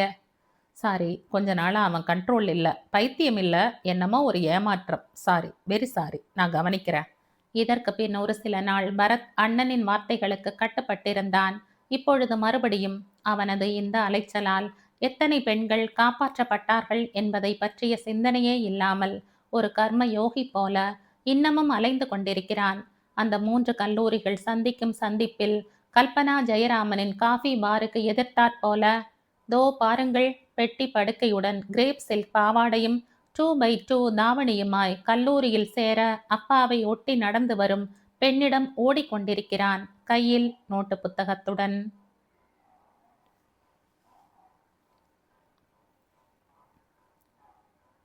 இதோடு இந்த கதை முடியுது. இந்த கதை உங்களுக்கு பிடிச்சிருந்தா லைக் பண்ணுங்க, ஷேர் பண்ணுங்க, சப்ஸ்கிரைப் பண்ணுங்க. மற்றும் ஒரு இன்ட்ரெஸ்டிங்கான கதையோட அடுத்த வீடியோவில் சந்திப்போம். பாய். தேங்க்யூ.